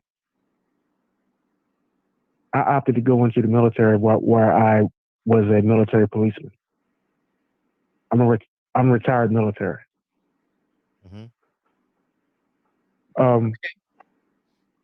Question? I think my question to you is the mental with the whole hiring process, that the mental eval part should be closer to the front of the process rather than further into it. Well, we don't have any control over, the process and the order in which they give tests, and really, tomato. The point of the matter is that it needs to be something that is continual, because, like I said, I think officers are exposed to things. I know I was exposed to things. I'm sure that, some of that has shaped me and made me, for better or worse, who I am today. We see things day in and day out, and sometimes, we're going from radio call to radio call. I remember things very vividly today that happened years ago. I remember what it was to see a young man jump from a building and live, wishing he had probably died. I know what it was to roll up on my first shooting call and talk to a young man who was sitting there communicating with me as he was holding his intestines in his hand. You can't see those kinds of things and not be affected by it. And, depending on who you are and how you're situated, it may cause you to act in a way that's inappropriate down the road. And I think it's important to know that. And I think officers show signs that they're not in a good headspace, and it's overlooked. The police department is the only place where it's not really sexy to report that you're having issues. Officers don't self-report for a variety of reasons. They need to be compelled to sit down and have a conversation with a medical professional and make sure that they are still in a good headspace to be a police officer. Yes, ma'am. I completely agree, and I appreciate the work that you do, and I appreciate everything that you say on CNN, given your perspective as a Black woman and an African American on CNN. And please keep doing it, and don't let them try to sugarcoat or downplay what's going on in the Black community when it comes to law enforcement. And I watch you all the time. I really appreciate what you do, and everything you just said. I saw a lot of that in Afghanistan and worse, and I understand exactly where you're coming from. Thank you for that. Thank you very much. Appreciate I'm going to clear the line. I appreciate you.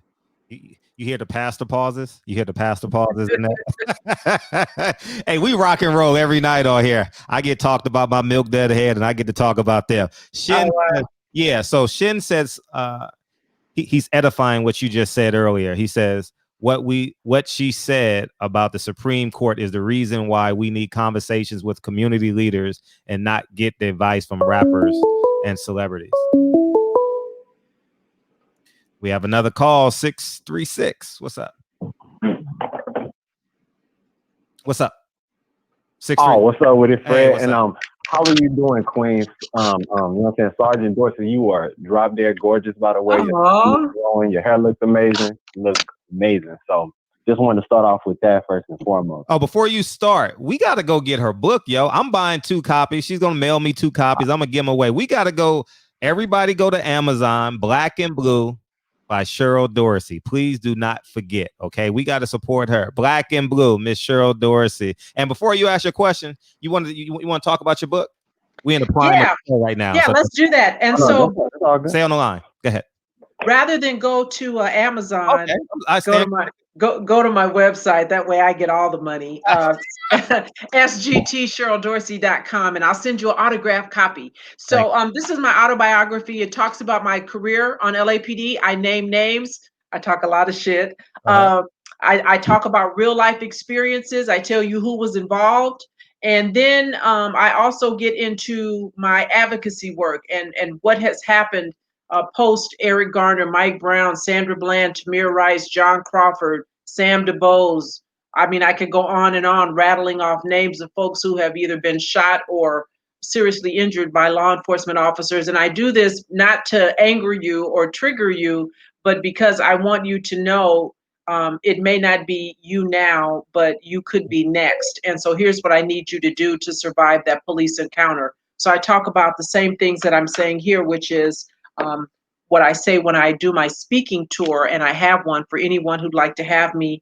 You can go to my website, sgtcheryldorsey.com, and contact me with regards to that.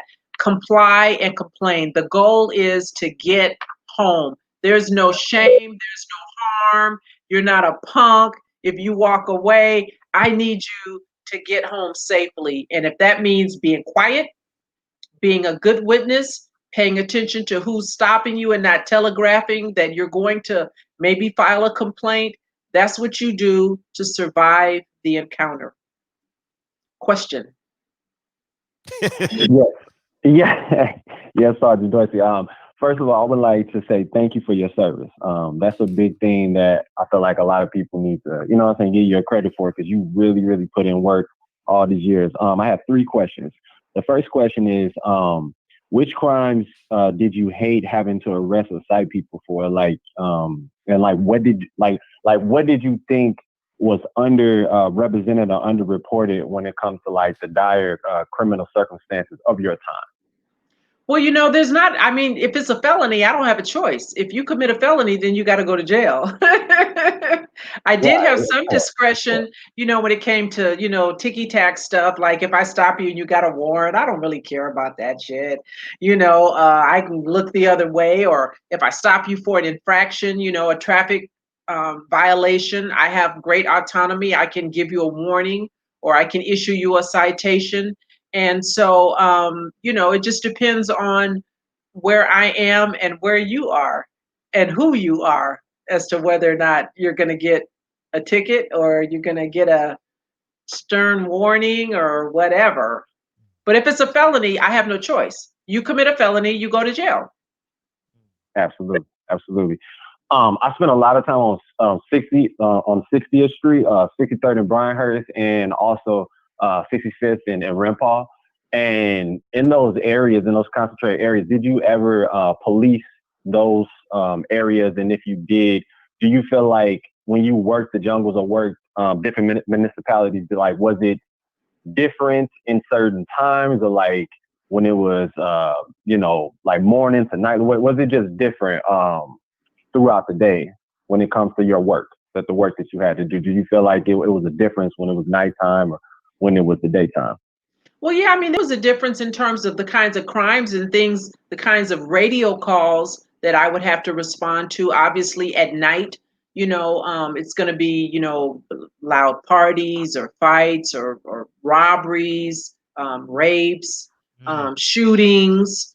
Certainly, there was a difference depending on where I worked, because I worked in all 4 bureaus of the city. The city is divided into 4 bureaus: South Bureau, West Bureau, which is Pacific, West LA, Venice Beach area, Central Bureau, which is downtown Newton Division, Northeast Division, which is over East LA, that's Central Division. And then there's the Valley Bureau, which is, I worked North Hollywood, Devonshire, Van Nuys. So I worked every area of the city of Los Angeles. And what I can tell you is that there are 2 Los Angeles police departments.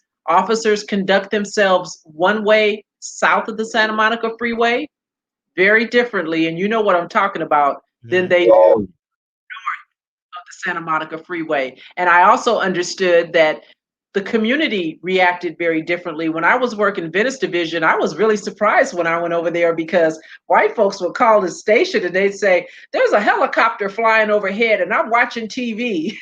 Could you tell them to go away?" Could you imagine 77th Division? You call up and talk to the watch commander, talk about there's a helicopter, I'm watching TV.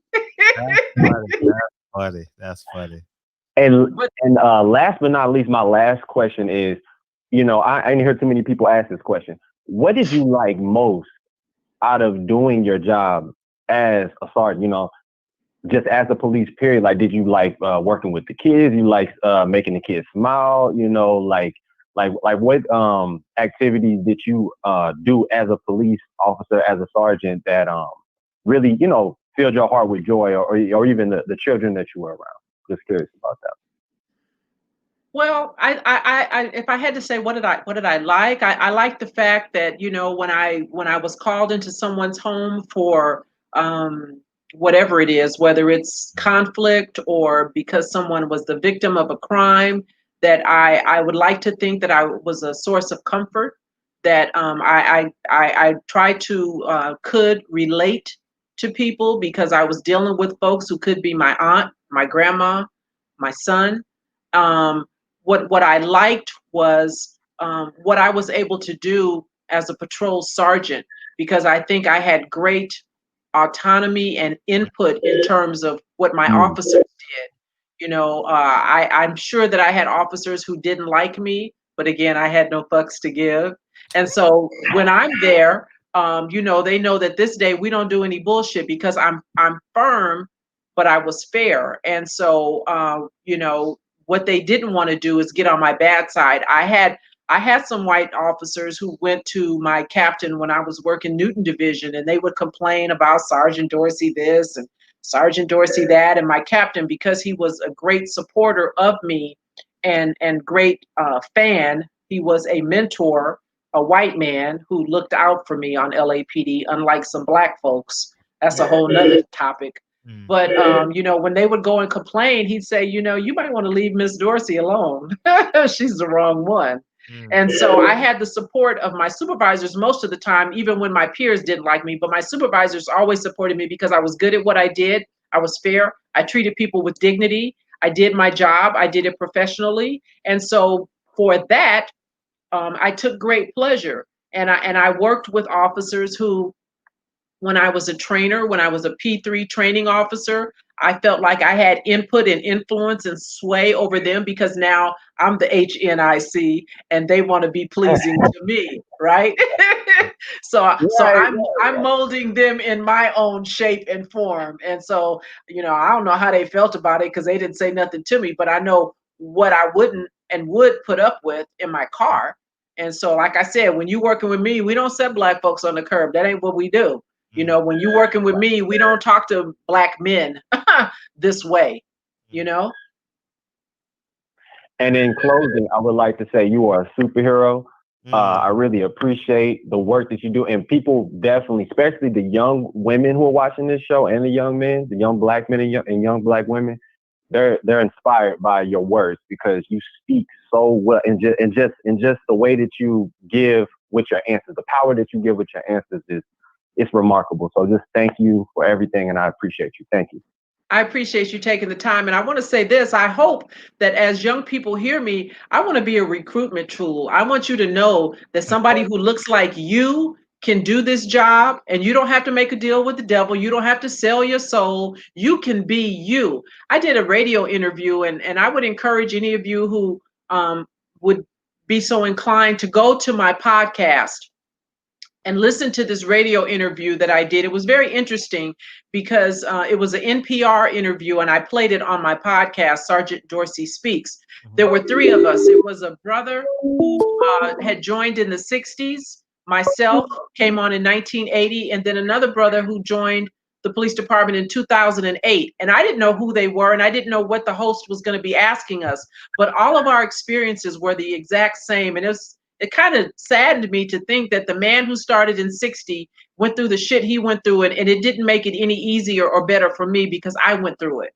And the things that I went through didn't make it any easier for the brother who came on in 2008. But what I said to that young man, because he's still active in Cleveland, and he said, you know, sometimes he walks a very tightrope situation because he wants to, you know, be blue, right? But he's black. And I wanted this young man to know, and I say this to anybody who might be out there listening, who is in law enforcement, you get to be you, and you need to have no fucks to give.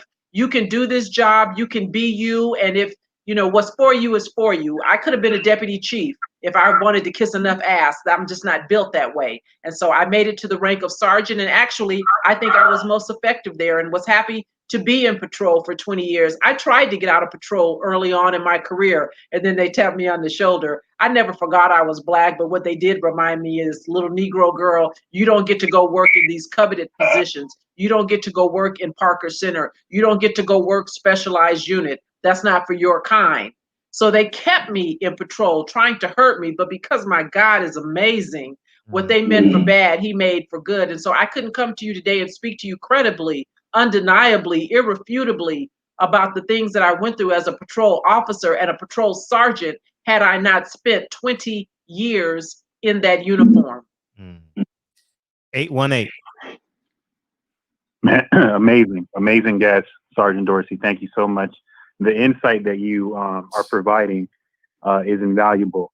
What do you think about what I feel is the over-militarization of the police with the access to used military equipment? Do you feel that's necessary, or do you think that it's a step too far? Well, I mean, is it necessary? No, but you know, they're starting to dial it back a little bit. But the department has always been, at least LAPD was, and others tried to model themselves after us. It was quasi-military. And so that's just the way departments are set up. Is it necessary? Do we need it? No, and it's not unless and until something awful happens and folks get to really making their voices heard, their complaints known, that police agencies start to dial back and say, well, maybe we really didn't need a bazooka. Maybe we really don't need those armored trucks. Remember, there was a time when LAPD had a battering ram, right? Why do you need a machine to drive into people's houses? It makes no sense. But if folks don't complain, then, you know, the system will do what it's designed to do. And that's why it's so important whenever you have an opportunity to voice your complaint, your concern, that you do so, that you register those complaints, not in a phone call, in writing. Send a letter to Lottie Dottie and everybody. Okay. A party. Second question, if I may, guys. Yeah, go ahead. So, you know, the point that you're bringing up about the KKK joining the police force is absolutely true. But what I notice as well is we also unfortunately have brothers and sisters who get caught up in these shootings as well.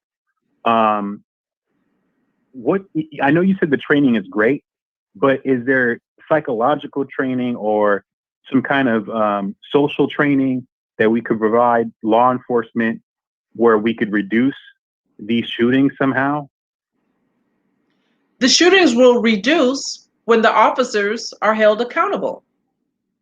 It's just that simple. I mean, it's not rocket science. I say it all the time when I'm on CNN, and I will continue to say it until you know, somebody in a position of power listens to what it is that I'm saying.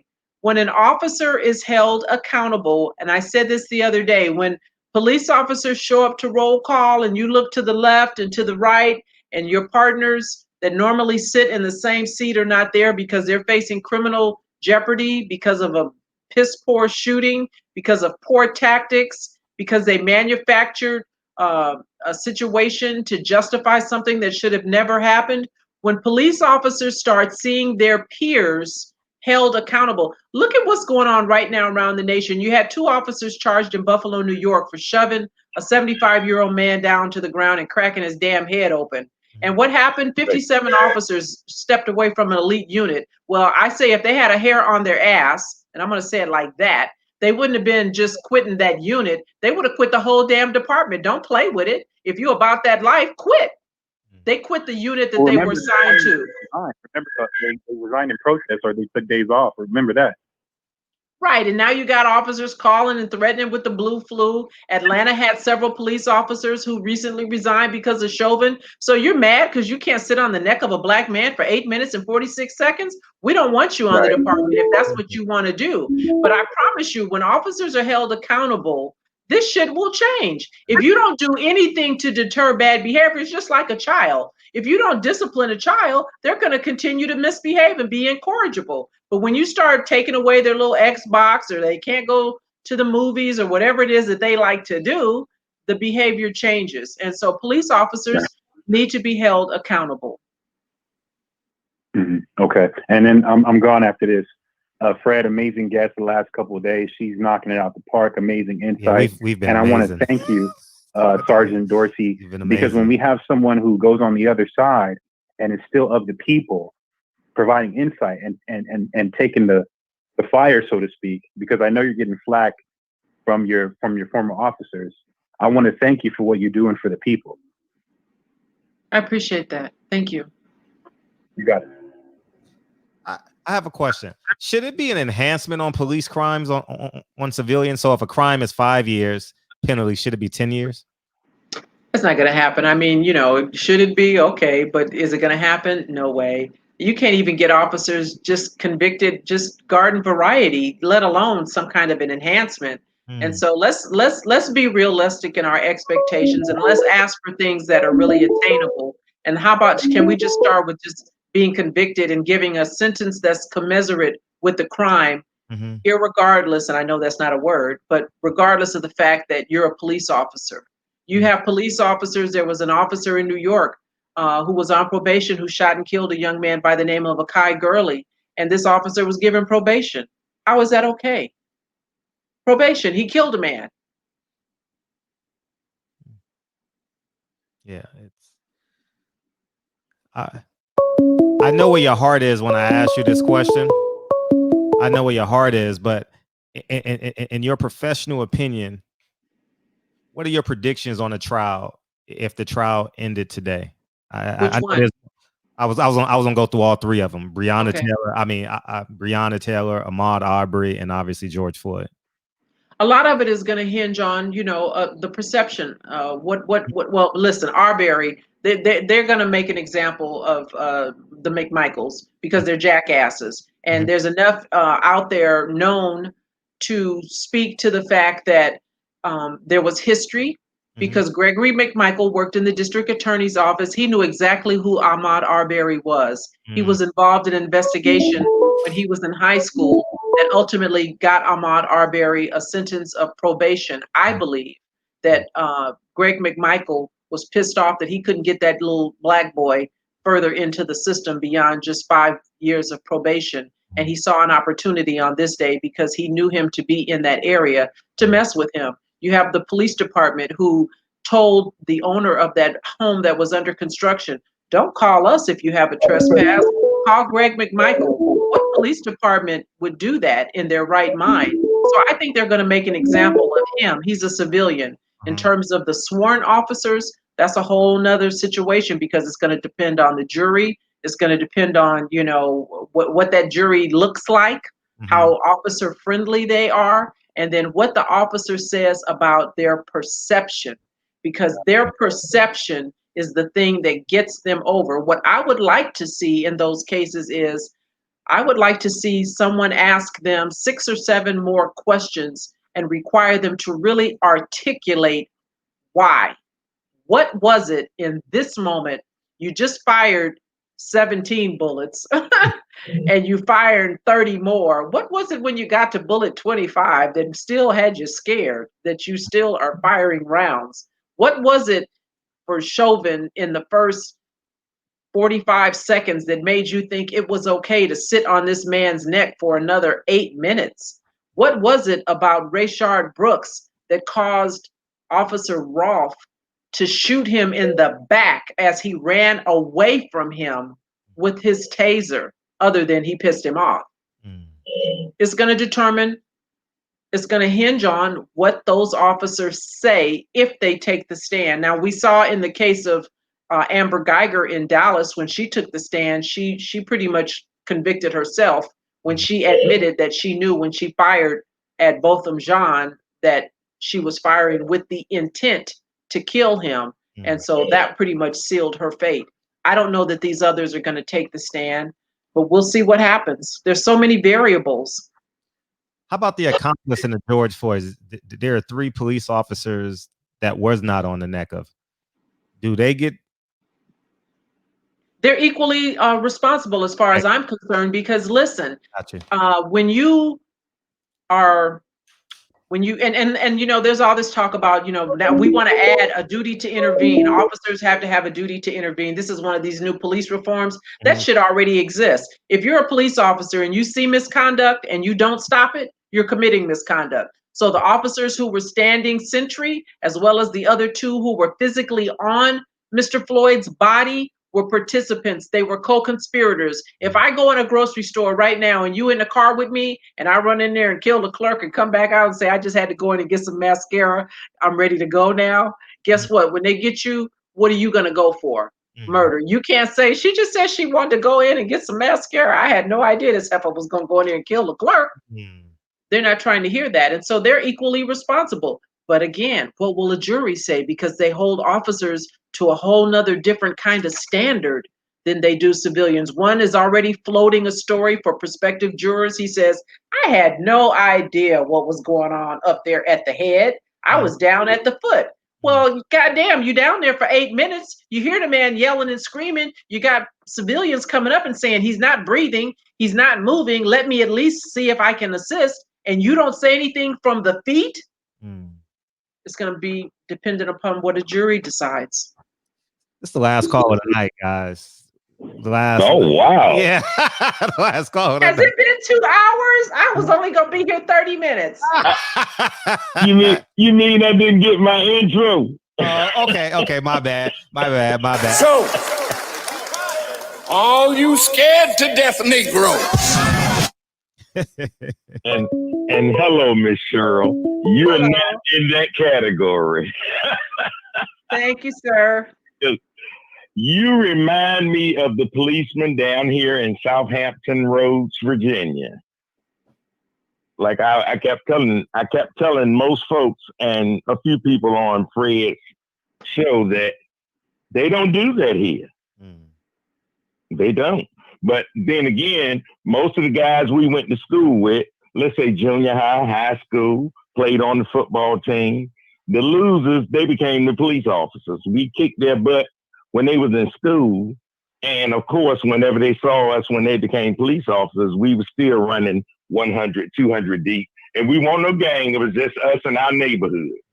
If you fuck with one of us, we didn't care if you was the police. If you mess with us for nothing now, we don't play the crazy stuff. So it could be protest or it could get physical. It didn't matter.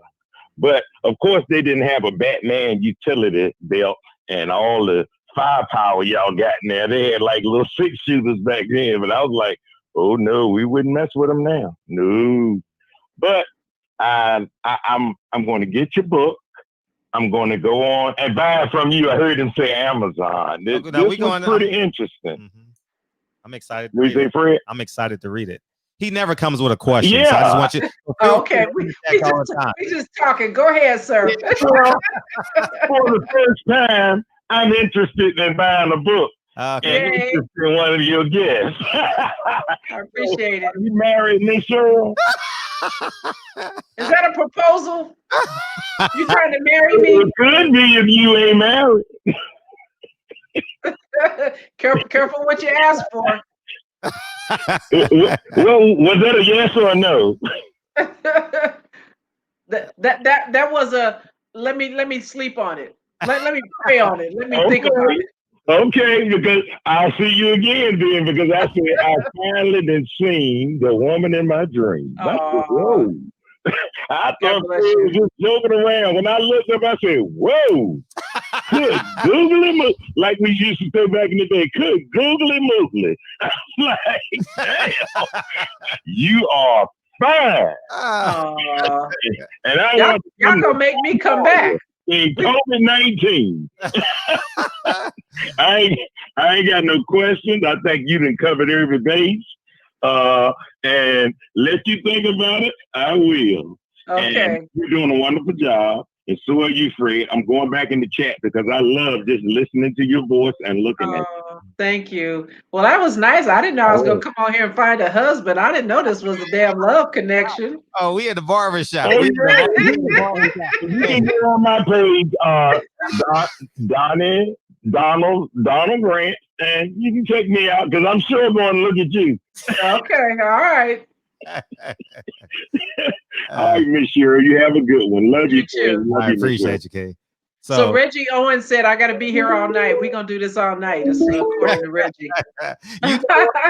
Oh man, we gotta let her go. We can't keep her all night. We gotta make sure she can come back, man. You can come back. Please come back anytime. I would love to. Love to. At a moment's notice. I don't care. You can co-host the show with me, even if we have a guest. Like I just would love to have you on as much as possible because you're actually speaking to your core audience that you speak of and what you're so passionately about.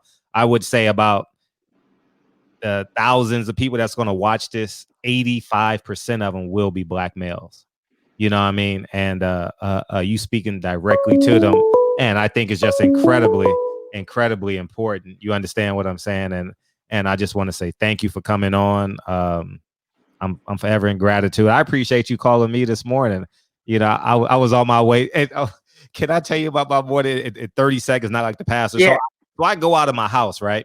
And there's a flag on my lawn. I'm like, who the fuck put a flag on my lawn? I'm not really interested in America right now, right? So I pick the flag up, throw it in the trash, and I'm about to go on my run. I'm really angry, and you call, and I'm like, yes. So that was the transition when I was excited when you called. I'm like, I know who you are. Everything happens the way it's supposed to. So let me just say thank you so much for reaching out and extending this opportunity for me to come and just speak to your folks. And you know, I say all the time, I am a Black woman first. I am a mother of 4 kings. And I just happen to be a police sergeant. And so I get excited anytime I have an opportunity to talk to folks who look like me. And my goal is always to say something that might resonate with someone and hopefully really and truly save a life, because it may not be you now, but you might be next. And so thank you. Would love to come back and do this again. Please, anytime. And I got a handful of people. Do I send them your email address, correct? Is that Yeah, we can just let's do this. On social media, I'm SGT Cheryl Dorsey. That's my handle on Twitter. That's my handle on Instagram. I have a YouTube channel, Sergeant Dorsey Speaks, SGT Dorsey Speaks, as well as a weekly podcast, Sergeant Dorsey Speaks. So I'm out there. You can Google me and find me. You can go to my website, sgtcheryldorsey.com, and email me. You can certainly go there and purchase my book. I thank you in advance for that. I'll send you an autographed copy. And we can chop it up if you have some questions that you didn't get to ask me here that you want to run by me, Sergeant SGT Cheryl Dorsey at Gmail. And we'll do this again real soon. Sergeant, I appreciate you. SGT, the abbreviation, SGT. Cheryl Dorsey. At gmail.com. Or just put in Cheryl Dorsey LAPD and it'll pop up.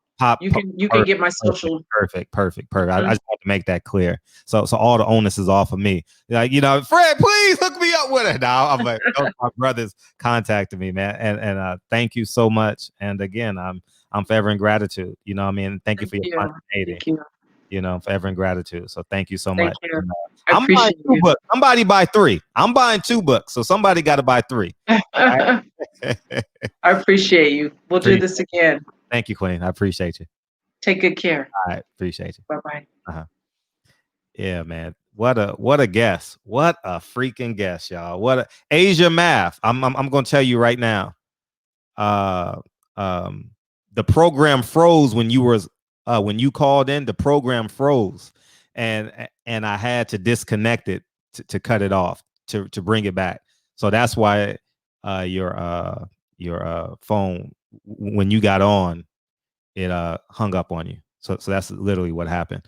So because someone was calling behind you, and I had to disconnect it because it was all on the same line. I picked up, and sometimes the program freezes at the same time. So thank you guys. What an amazing show. God damn, what an amazing show. We didn't even say Deontay Wilder's name not one time. God damn, man. Y'all want to see how good this fucking show was? Look, can y'all see all these notes I took? All these notes. Yeah, man. Share this video, man. She needs, and this is important. She needs to be viral. She needs to be our voice. It's very, very important that Sergeant Cheryl Dorsey becomes our voice. It's very, very important, okay, that the handful of thousands of people that's going to watch this video, it's important that she becomes our voice. Y'all hear how she's talking? Don't she sound like your auntie? Don't she sound like someone you will respect? You understand what I'm saying? Is fuck everybody else. This is what it sounds like, and this is what it feels like. All y'all niggas was in this shit like shaking your head, like, yep, I get it. I feel that. I understand exactly where she's coming from. And she said the most important, so many things important, but that hit home. She says, I'm black first. This is a boxing channel. How many fighters aren't black first? How many black fighters are apologetic? How many black fighters gonna say yes, sir, to a white superior? How many? You understand what I'm saying? So it's very, very important. Go watch her videos on CNN. Go support her YouTube channel. Go support her book. I'm gonna order 2 books. Okay, I'm gonna keep one and give one away on the show. Craig Hodges' books should be here by Friday. So it's just incredibly important that we support one another. Drew Titan. I was hoping Drew would call in. You know, I wanted him to have a conversation with her. He probably fell asleep. He's on a New York time, but I think it's important that as strong as Drew Titan is as strong as she is, and the dialogue I thought could have been very, very special. You know, we're gonna come back with Deontay Wilder tomorrow. You know, we coming back with him tomorrow for sure. But man, what a fucking man. Don't it feel good? Well, we literally could play dominoes and spades, and man, nights like this and Craig Hodges and y'all interactions is the reason why this podcast is here. For real. It makes me feel all warm inside and shit, man. How often do you hear people with titles like that talk like this? You know what I mean? How many people in boxing, think about this, boxers who supposedly the toughest guys in the world say, yes, sir. I don't know. You got to speak to my manager. Oh, man, I don't know how much money I'm making. I don't know who I'm fighting at. What the fuck you want to do? Can you go pee, nigga? You know what I mean? like, you know what I mean? Like, fighters, can't even answer themselves, you know? So, I think it's just incredibly important that we make her go. It's very important that when you see people on TV not representing us, that you contact that news station and say, I have a better representation of us. And her name is Cheryl Dorsey. And you have her contact information. You have her. You guys have already bought the book by then. You know what I mean? I'll give us 10 to 15 minutes, DB. You have her contact information, you have her email, you have her YouTube channel, you have a podcast, and you send all that in an email and you send it to the person that's in charge. Okay, it's important that she speaks, and it's important that we listen. It's important that we feel empowered, because she said something to me that that was so important. We gotta appreciate you, DB. We got to hurt them in the pocket. You know what I mean? We definitely have to hurt these cops in the pocket. And accountability. We can put and I said this from day one, and I get emotional and shit, and I get caught up in the mob mentality, so I drift away. No justice, no peace. But when this shit start happening, it's accountability. You know what I mean? It's definitely accountability. And she echoed that, and it was just so refreshing to hear and get me back on track. You know what I mean? Accountability. We got to hurt these motherfuckers in the pocket. You know what I mean? How I thought day one, like, take their pension away. We got to hurt them in the pocket. That may be extreme, but they got to be civilly sued. They have to be, in my humble opinion, the family should be able to sue that officer and not the police department, and it not come out of our budget. And they find a way to have hidden fees and taxes that we're paying. We're already paying double tax. We pay sales tax, and then we got to go pay taxes on our gross income. You know what I mean? So I'm open the phone lines for a hot second. And Lincoln, you still here? Lincoln went to bed. All right, the phone lines are open, so feel free to call in. And we'll debrief real quick. Man, what a past couple of this show is fucking. Man, she went from CNN to the barbershop. How cool is that? Everybody that can hear my voice, take a minute, 10 seconds, 15 seconds, your favorite 20 seconds. She has to go viral, dog. She has to be our voice. The same thing when Tyron came in, the same thing that when Tyron said something that y'all gotta protect me. You know what I mean? Y'all gotta make sure she goes viral. Okay, y'all have her contact information. Reggie Owens, hit her up. She needs to be on your show. I'm gonna send her information to Trill. I'm gonna send her information to everybody else and we got to make her YouTube channel pop. She has to have 500,000 YouTube channels because she has the credentials. You understand? She has the credentials that speaks to the major audience. You understand? She's a sergeant, and she looks the part. She's beautiful, speaks well, eloquent, and I'm forever her fan. I'm forever her fan. You know what I mean? And what's up, Reg? Man, thanks for opening up for the debrief. And ain't no way I was gonna drive out to the damn house in Vegas if you would have ended this show without a debrief on this shit. That was magnificent. Magnificent. Right, we already bought one book. Someone just texted me, say I bought her book. Can't wait to read it. I can't wait. I'm buying 2 books. I'm giving one away on the show. All right. So that's where we're at. Go ahead.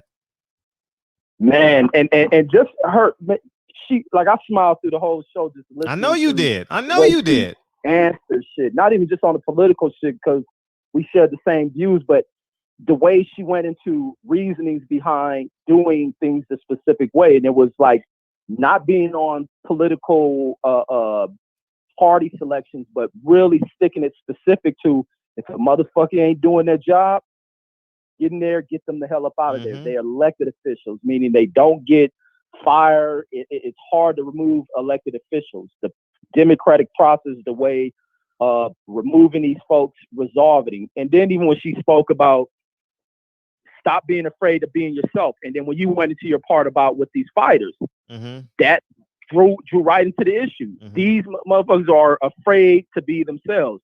They physically can be dominating, but when the mind is weak, and the mind is the most powerful tool, it ain't about how big your biceps is, how much you're lifting, how powerful your punch is. If you ain't bringing them to where they're to where you reach your peak. And I like when I heard Charlo speaking about reaching his peak when he's speaking about his career, because peak, the way he broke it down is the way that you peak throughout life is when everything matches up. When the mind and body matches up is when you peak. And a lot of these guys have not reached that. And not even them, just us, period, civilians, whatnot. Before you reach the level where you have reached the ultimate of who you are, is where you have peaked holistically, mind, body, soul, all that shit. And that's where her speaking of that shit is like super key. And the other thing, speaking, because I think we spoke on it before about the fact, and she confirmed it, because I always wondered if cops get psych exams, because I know when I was going through that process, I was like, that's the only time they ever give you a psych exam. But this is when you're trying to get into the academy. Once you get in there, they back up off of that shit. So she confirmed that is one of the key things that needs to be brought in to this reform of police departments, is putting into mandatory, maybe every 5 years, the same way they do about, because cops go through evaluations on their jobs. When they're given evaluations, they need to do psych exams maybe every 2 to 5 years throughout the career of a cop. And if these cops are not passing it, they either go through suspension until they can do a re-examination, or otherwise they're terminated. And that can help save departments and cities major money, to where you're not dealing with some old cuckoo ass cop going off on having some mental trigger and flipping the hell out on the streets and killing somebody unjustly. But fuck, that was just a brilliant call, man. That shit, like I said, she's supposed to be spending the night. But that's all I got. I'm gonna open it up so everybody else can get in on this debrief, man. Good shit, Fred. I appreciate you, dog. Thank you so much. Indeed, man. All the time. Man, this shit was amazing, dog. This shit was a hell of a show, dog. Dog, we we did the damn thing. Thank you, y'all. I genuinely appreciate y'all, man. We fucking had an amazing show. You know what I mean? And yeah. So there we have it. We here. I just want to inspire y'all. Asia Math, my fucking bad, dog. Sometimes the program freezes, man. I know you want to get in. I know you were fucking there. What's up, Aunt Fresh? What's up, Aunt Hello? Fresh? Yeah, what's up? Oh, my fault. My phone was lagging. Okay. Bro, show, man, I'm by far, look, and I thought Craig Hodges really affected me in the show, man. This lady, bro, man, I just told my granny about it. My granny was like, oh, okay, I'm going to check it out, tomorrow when I wake up. Like, I literally woke my granny up. Was like, man, you have to listen to this show. Like, it's so, man, as soon as I turned it on, I was just locked into her words. It's about her wordplay. You understand what I'm saying? And it's the energy that she had. Like, she means every fucking word that she says. She does not waver. She does not stutter. Like the way that she spoke to us tonight, it was like she was in front of a 10,000 arena audience, and she just had, I mean, just nerves of steel, nerves of fucking steel. You understand what I'm saying? Yep. And look, people was asking her really good questions. Like, you had Reggie with the great questions. You had DB, myself. You had other people just really killing it. And I wish Drew Titan would have, I would love to see. Yeah, I wanted that conversation. Oh, I saw him come in early, and I was like, dude, Drew, where you go, dog? I wanted him to have that comment because they match each other in terms of energy. And they both, he left after 9 or 10 years or something, and she left after 20. I thought that would have been a fucking great conversation. And it was so much, man. Absolutely. But now we know what to ask for. You know what I mean? Like, man, that shit on paper means nothing. Means minimum. Oh, they changed legislation. Oh, they took $120 million. But the cops' check remains the same. Absolutely. That's what. And we need to listen to her because she was saying it over and over again about we need to just focus on hitting them. Remember, nobody wants to lose resources or money. If you hit their money, they gonna start acting right. But it takes at least I'll say a 75% collective. Like we have to get to the point where we say no more. Like we're not just gonna go back to just bowing down to sports and bowing down to this and that. We need to stay focused on collective strategy of political. I mean, we just need to be on top of it. If we don't, then we're just going to be singing the same song. Like you said, you don't want Lincoln in your position at 40 years old, still singing the same song on the same platform 30 years later. Do you want that for yourself, Fred? Go ahead and say, hell no. You know what needs to be done, and we're putting in that work each and every day. That's why I love the message that she said about I'm black first. You know what I'm saying? Like she didn't have to say that. She could have been like, no, I'm a cop first and I'm proud to be a cop first. No, she said I'm black first. And that should resonate with all of us that, she had a job to do. She did it to the best of her ability. And I love when she said she told other people in her department, look, we're not going to have black men. That's when I really got on her side. Like, I literally felt like, I don't know, man, it was a out of body experience when she said that, because you got to remember, since I was a child, all I've seen is just police just do us dirty and talk greasy to us and act like we the, you know what I'm saying, the scum beneath they foot.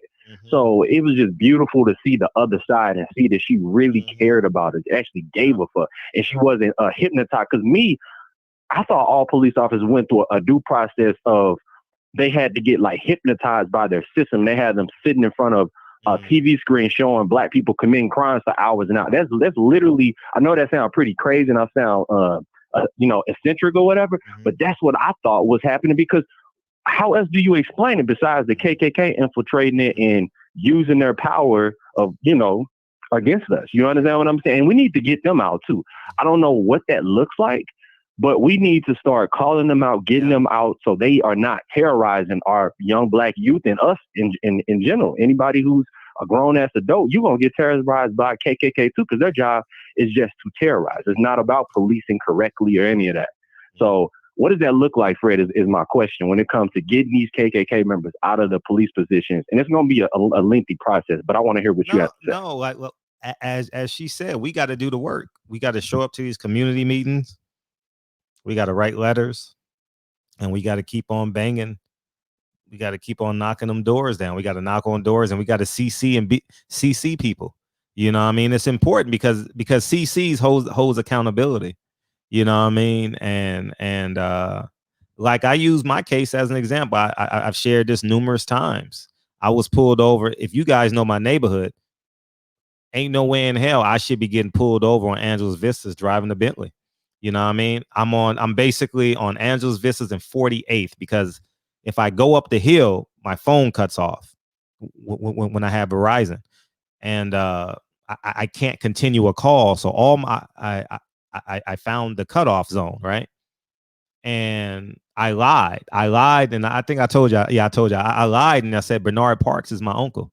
I lied because I know he was in the 8th district, and don't you know the police officer answered my phone call knowing my name when I called the watch commander? Don't you know he came to my house and hand delivered a letter?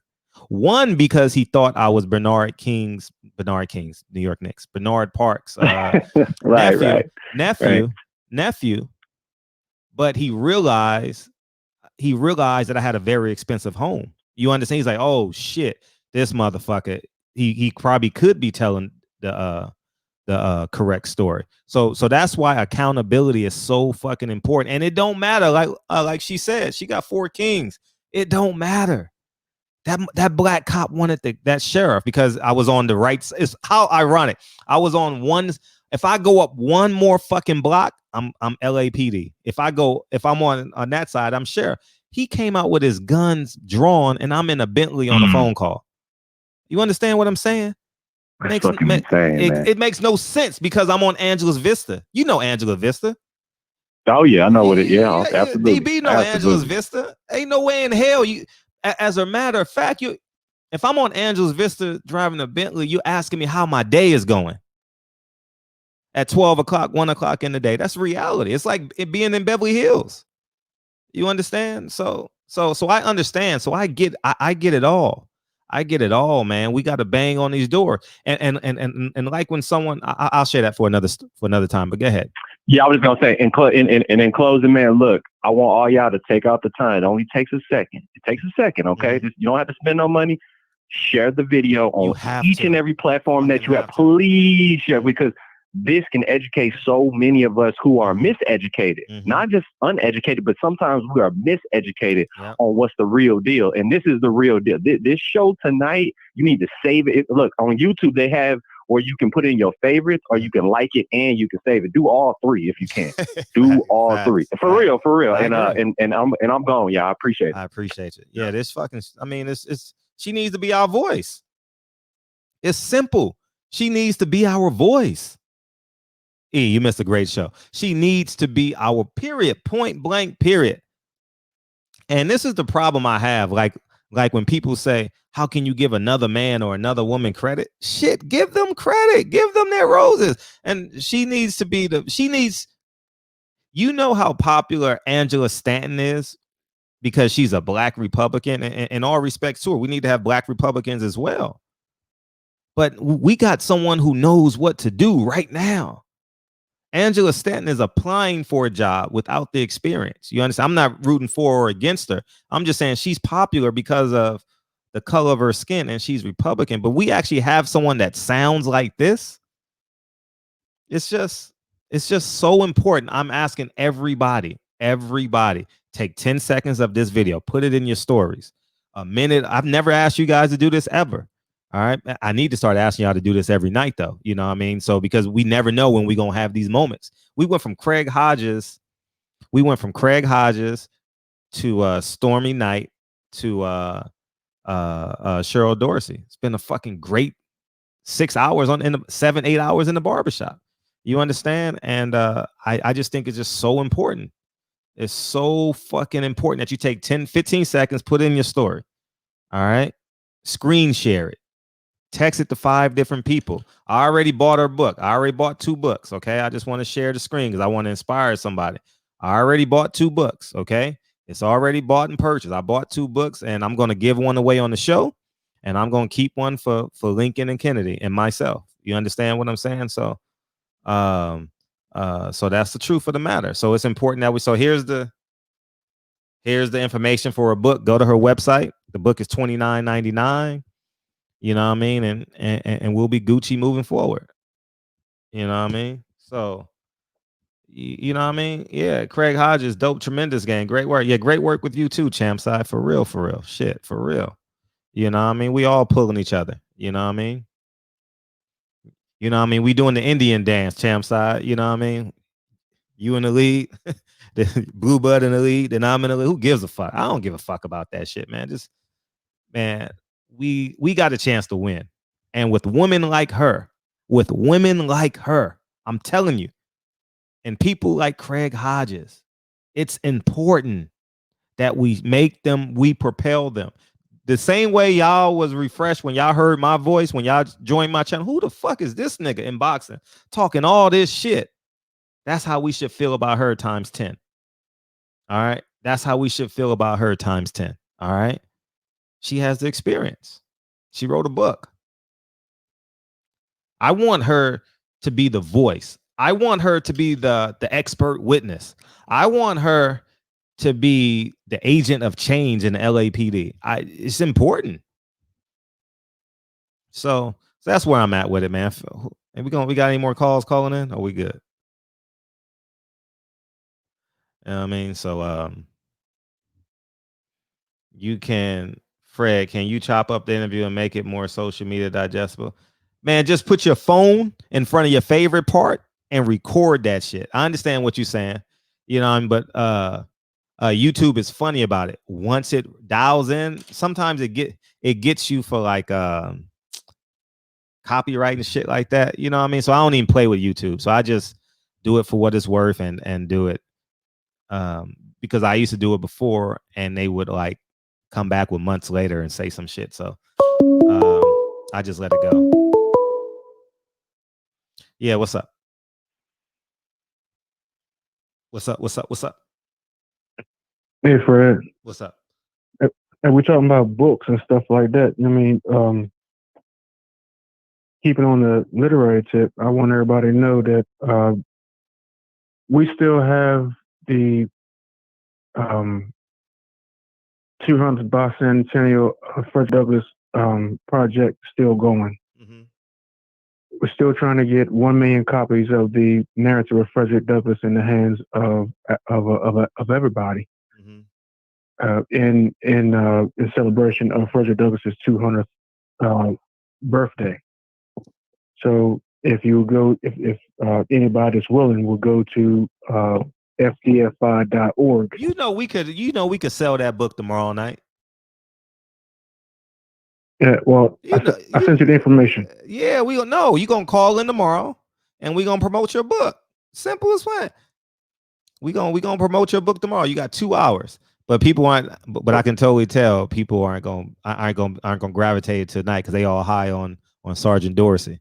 You know what I'm saying? So tomorrow, and they should be, and they should be, because she brought that heat. Yeah, it's just us in here. I mean, it's just us in here tomorrow. I think. Well, I'm assuming because I send out a lot of flyers, so I don't know when they're gonna contact me. You know what I mean? I'm always working trying to get guests. You know what I mean? So I don't know. So whenever I have surprise guests, it's because they contacted me and they're ready. You know what I mean? So all right. Well, I tell you what, Fred. Let's talk about this offline because I'm going to see if I can get my my cousin Kenneth B. Morris. Everybody Google him. He's the 3 times great grandson of Frederick Douglass and the 2 times great grandson of Booker T. Washington. I'm gonna see if I can get my cousin to come on here and talk about that himself. I'm just Frederick Douglass's nephew. His my grandfather and him were brothers. Okay. So I'm going to see if I can get Frederick Douglass's my cousin Frederick Douglass's grandson to come on and see if I can let him do the talking. He lives in Cali. He lives in SoCal. Okay, gotcha. Okay, done deal, yo. All right, so we'll get it in. All right, man. Appreciate you. Appreciate you. Yeah, it's yeah, we definitely can move that book. When's Frederick Douglass' birthday? It'll be better around that because we'll get free advertising. We'll get free advertising because people are gonna be talking about Frederick Douglass. So Terrence, when's Frederick Douglass' birthday? So there's the website. I know we done sold about 10 books right now. We done sold about 10. I know we have. All right. So that's where we're at. It's important. I bought 2. I got a text saying someone bought 1. I'm excited to read it. You know, and one lucky supporter from Barbershop Conversations is gonna get a copy of the book. How about that? How about them apples? You know, so we'll do it from there. So that's where we're at. I appreciate everyone tonight, man. It was a great show. It was a great show tonight. Asia Math, you bought the book. Pretty dope. Pretty dope. What's up? What's popping, big homie? We out this motherfucker. When this motherfucker call, we out here. What's up? Yeah. Fire. Dylan. Yo, we went from, man, this whole week, this month, this quarantine, you know, we don't like the quarantine, but if somebody asked me when I go back to work, when they ask me, was there anything that you liked about this fucking quarantine? I'm going to say yes. It was supposed to be boxing talk every day, from Trill in the morning to Reggie all day at 3 o'clock in the morning to Champside before you. Like everything. It started out as boxing, and then we went from boxing to politics to just, you know, human. Oh man, we just went through we've covered everything under the fucking umbrella of the world. And it's been amazing, man, to be able to build with each other. I forgot to drink my water tonight. That's how in tune I was. I drink water I try and drink at least 20 ounces during the show. What's up? I cut you off. My bad. I know you're going to try to troll me like you did last night. That was, I'm just excited because this show is going to take like an hour to wind down. Anyways, go ahead. Yeah, but not only for us to be able to build with each other, but to be able to have somebody else come in. And these are sort of like professors, right? Professors of their field. And they come in and they teach these classes to us. Man, this shit is amazing. And then Los Angeles raises us to be different. You know what I'm saying? Yeah. So just think about it. When you hear Reggie Owens' questions, when you hear Ant Fresh's questions, when you hear, I don't know who that was calling from 818, somebody was calling from the Valley and it wasn't Bobby D. But you know what I mean? Like, we got a different spirit, man. You know what I'm saying? Like, we raised differently. And it's hit home for us tonight, too. Say it again? It hit home for us tonight, too. Yeah. LAPD, you know what I'm saying? And then for her, I don't want to say nothing when we was on the phone, but you know what I'm saying? Like, she was, you know, one of the very few officers that put me in the cuffs, you know what I'm saying, and still had respect for a person, you know what I'm saying? And, yeah, man, that was crazy. Yeah. Anyway, man, there was some super chats from Terrence Bailey Sr. Appreciate that, and shout out, and Rob G Film and other people who sent in the super chat. Appreciate y'all. Yeah, so y'all know where the super chats go. We gonna invest in our hashtag invest in our guests. Invest in our guests. How about that? Does that sound pretty cool? I like it. Invest in our guests. So when our guests have merchandise, we gonna support them. You know what I mean? It's just important. And I'm gonna forever say I'm a forever fan. She needs to be our voice. Fuck that, man. She needs to be on Fox, CNN. Fuck all them shows where nothing's going, where it's not solution based. It's just numbers based. How many clicks can we get? How many of this can we get? You know what I mean? Like, man, hold these motherfuckers. She's the only one I've ever heard on CNN. Man, when I heard her on CNN, and then when I saw LAPD, I was like, I got a chance to get her. I got a chance to get her on the show. Man, I stalked that woman on Instagram. I stalked her. I did, man. I ain't lying. I stalked her. You know what I mean? And then I called a friend who knew her. Coincidentally, I had a friend who knew her, and I was like, hey, you know her. And then all the pieces came together. You know what I mean? So the diligent work, you know? So we grinding. But she spoke on it, man. She said we have to ask for and attend community and town hall meetings. Asia Math. It's not enough for us just to vote. It's not enough for us just to vote. Yeah, calling Asia. It's not enough for us just to vote. It's not. It's not enough for us just to vote. That's we have to ask and attend. We have to demand. community and town hall meetings, and we have to make our voices heard. Like we saw that teacher, I don't know, I think they were in Atlanta or somewhere down in the southeast, you know, where he put the one of the superintendent or somebody, when he put her on blast for shopping during the meeting. Yeah. Right. I mean, we have to attend these meetings and make our voices heard. You know, and if we got to embarrass some people, so what? They kill us. Why can't we embarrass them? Get them out of these political seats and put our people there. You know, we know that if we put Frederick Hawthorne, if we put Reggie Owens, we know if we put, you know, Anthony Fresh in the seat, we know that we have access to these people and we can talk to them daily, weekly, you know, quarterly, and we can hold their feet to the fire. We can ask questions, right? And then they go from being a local city councilman to a deputy mayor to the mayor and so on and so on. But they'll understand what our demands are, what we want and what we need for our communities. So yeah, we have to ask for these community and town hall meetings and attend and make our voices heard. You know, shout out to Rasheed Gordon. That's who that was, A1A. Rasheed Gordon, he down here in LA too, with us. You know, peace to Sammy Hassan, Warren Hennon, Lavelle Jones. Is that Big Brother Asia? Yeah, that's Asia. I apologize, Asia. The program froze. No, you all good, man. Okay. Man, look, you know I ain't that sensitive. Okay, I ain't appreciate tripping you. off that. Because I know you had me on the line like you told the No, public no. to check. I was on the line. I know you were on the and line, funny thing, and the phone rang. Right. Did you hear the phone ring? I was on the line. I was just being respectful for letting her talk. But three things was going on. I wasn't at home. I was in the car, and it was on my Bluetooth. Then the Bluetooth was acting up, and I thought it was my Bluetooth that had cut off, but it was on your end. You had cut me off. Yeah. No, she was speaking, so I just wasn't going to interrupt while she was. No, I speaking. knew She you was were making on. some I knew valid- you were on. It's just that sometimes when I click somebody, it still rings. It just rings. So your phone just kept ringing and ringing and ringing and ringing and ringing. And so the only way for me to get rid of it is to close the whole program out and I have to lose the call. That's the only way I know how to do it. You know what I mean? So I just close it out. But I didn't hear the ringing on my end. I was just, I was just hearing her speak. Okay. But I know we got a big delay. Not a big delay, but almost like a 3-second delay as well. You know, but now, as usual, the chat came, you know, all on was cooking with Crisco. They asked an important question. And I pretty much got the answers. The only thing I probably would have added to it, and it probably would have took the conversation a little bit different, because, you know, we're in the barbershop and we go deep. What does she stand with the death penalty for these officers? Because she admitted they were wrong. So maybe I came in late and she might have answered that, but from the sound of you, that didn't get asked.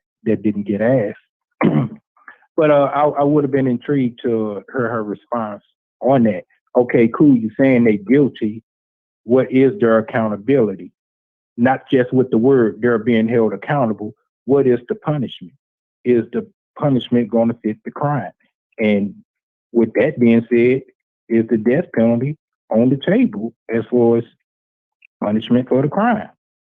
So she's not here to answer that, but, you know, just for the community, and I know we got to go real quick. Where you at with it, Fred? Death penalty? Man, come on, man. You better cut that shit out. Fred, yes. Just get a receipt. I could say I know what you're going to say all day long. Yes. Just put it up. Yes. Okay. But here's the catch. Here's the catch. In public at high noon. What? Nigga, let me triple down on that. Man, we finna hang his ass right here on the spot. Yeah, you wouldn't have got gangster like that. You would have said that when she was on the line. Yeah. In public on high noon, like Fred said a public execution. I hear you, nigga. Yeah. Fuck the dumb shit. I ain't playing with these niggas. No, but you know, she was very grateful. She was very respectful. Everything you just said. She's definitely one of the ones that needs to come back on the regular for our community, because that was a real big breath, more than just a breath of fresh air. It was like a hurricane of fresh air on all sides. That is the voice we need, and I would love to see her walk it like she talk it. I wish she sounded like one of the ones I wish was her in St. Louis through my trials and tribulations. And what in my King BB, you say she was one of the ones that put you in trust and treated you with respect. nigga, you got it better than me because I got pistol sword on me. Hey, seriously, man. And I wasn't gonna bring. I wanted to for my own personal reasons to bring, share some of my interactions with the cops. By now, I share it with the community. I done time, so I'm a convicted felon. Yada yada yada. So I had a lot of run-ins and interactions with them. So I didn't know if she was like, "Well, nigga, you was being a nigga, so you got what you got," or as in, "No, these motherfuckers triggered that in you." And I say that is because when she said, "Hey, just make it back home safe," there were several times it was a guardian angel with me, and I made it back safe.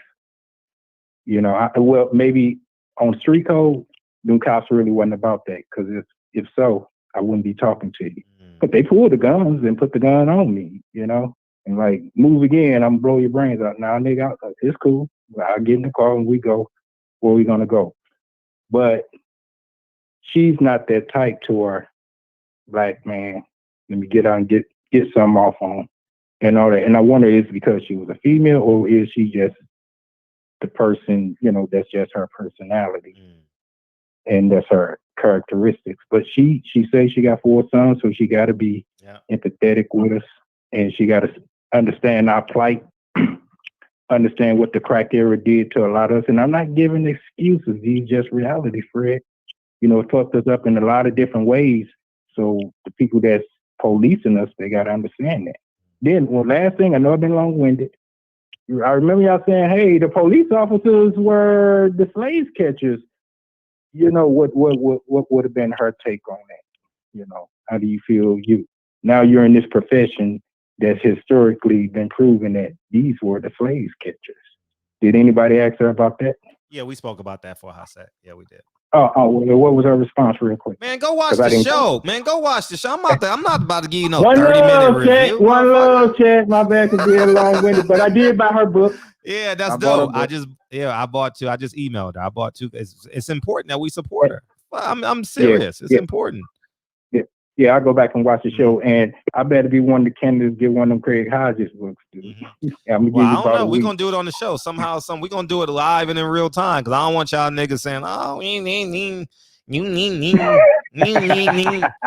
If not, worst come to work, if I don't win, I'll go buy his book. I'm going to see if I win first. I know. All right, Dan. One love, everybody. All right, appreciate you. All you, homie. Yeah, no, that would have been good to have Asia Math to be able to ask 1 or 2 questions, because that would have taken about 30 minutes if we'd have got. I love my brother Asia. You know what I'm saying? And then Champion Hart, he came in late, but if we'd have got Champion Hart in there to be able to get a question from the OG, him and True Titan. But that's the reason why we got to get her back in here too. Yeah. You know what I'm saying? So the people that didn't have a chance to ask those questions, because I want to hear Patty call and ask a couple of questions too, from being a female in Los Angeles, you know what I'm saying, especially like during that time as well. You know what I mean? To get a couple of questions in. Yeah, big facts. Big facts. Who we got tomorrow? Us. And now watch somebody call. Now watch somebody call and be like, "Hey, I'm ready. Let's do the show tonight." And I gotta put them on. You know what I mean? But yeah, it's just I'll have no bias. Tomorrow we have Armani Greer. You know what I mean? It's gonna be dope. We're gonna talk about George Floyd and her modeling and acting career, and I mean, it's gonna be fun. It's gonna be fun Thursday. So, Thursday's my last day. I get Friday. I get my Friday. I forgot I'm not no barbershop today. Friday and Saturday. Oh shit. Shit. Yeah. Okay. Go have me a drink or something. Go have me a glass of orange juice at the bar. Look at this fool said in the chat. What'd he say? Who?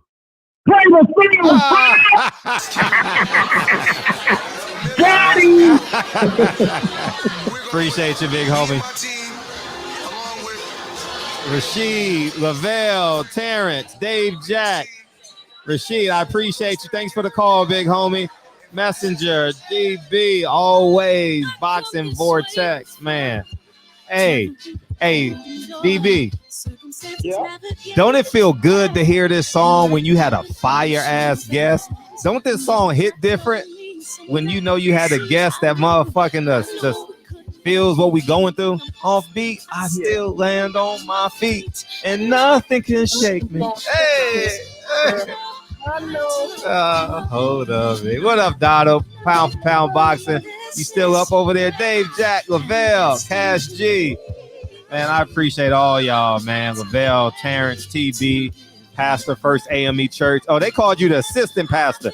Triple OG is in love. Oh, now you on Patty D. We got a 2-for-1 special tonight. Hey, first champ side. What's up? Hey, Can't take it personal, cause the devil is a lie. I'm telling you the truth. Hey, it's only what you do. Hey, some things you gotta do. Hey, you know what went through my mind for real? What?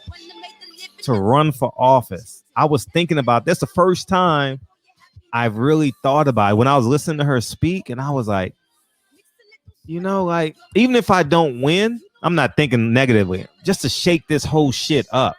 You know what I mean? Shake this whole shit up. Appreciate you, champ side. Just shake this whole shit up. My councilman runs unopposed, basically. You know what I mean? He has no competition, but he's termed out, and his next, so it's gonna be a whole batch of new candidates. You know, so it's my personal statement. I was thinking about that shit. First time ever. I want to shake this shit up. You know what I mean? But yeah, man.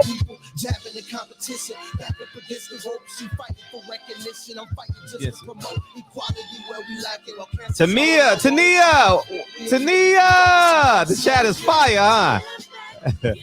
Someone was like, Tania, will you beam in already? Tania, hey, appreciate you, Tish. She's not a stranger. She been in here.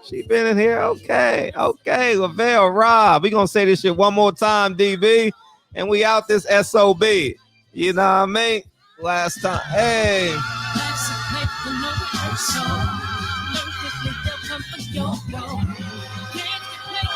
Personal, cause the devil is a lie. Hey. I'm telling you the truth. Hey. Oh, what you do? Hey. Things you gotta do. Hey. I appreciate you, man. 2 hours and 38 minutes never felt so good. Appreciate Love you. it. Rest well, King. Love y'all family. All right, appreciate you. Love you too, man. Appreciate you. We out here, man. I appreciate you. Oh, my bad. Appreciate y'all. See y'all tomorrow. Fred, I want to post something. Please do it. All of it. Enjoy it, nigga. Enjoy it. I want all y'all. Just don't put it on YouTube because, you know, they got that dual copyright shit. You know what I mean? I don't want y'all to get anything happen to your YouTube channel. Put it on Facebook, Instagram, Twitter. She has to be our voice. Okay? She has the credentials to be our voice. Okay? Love y'all. We out this motherfucker. See y'all tomorrow.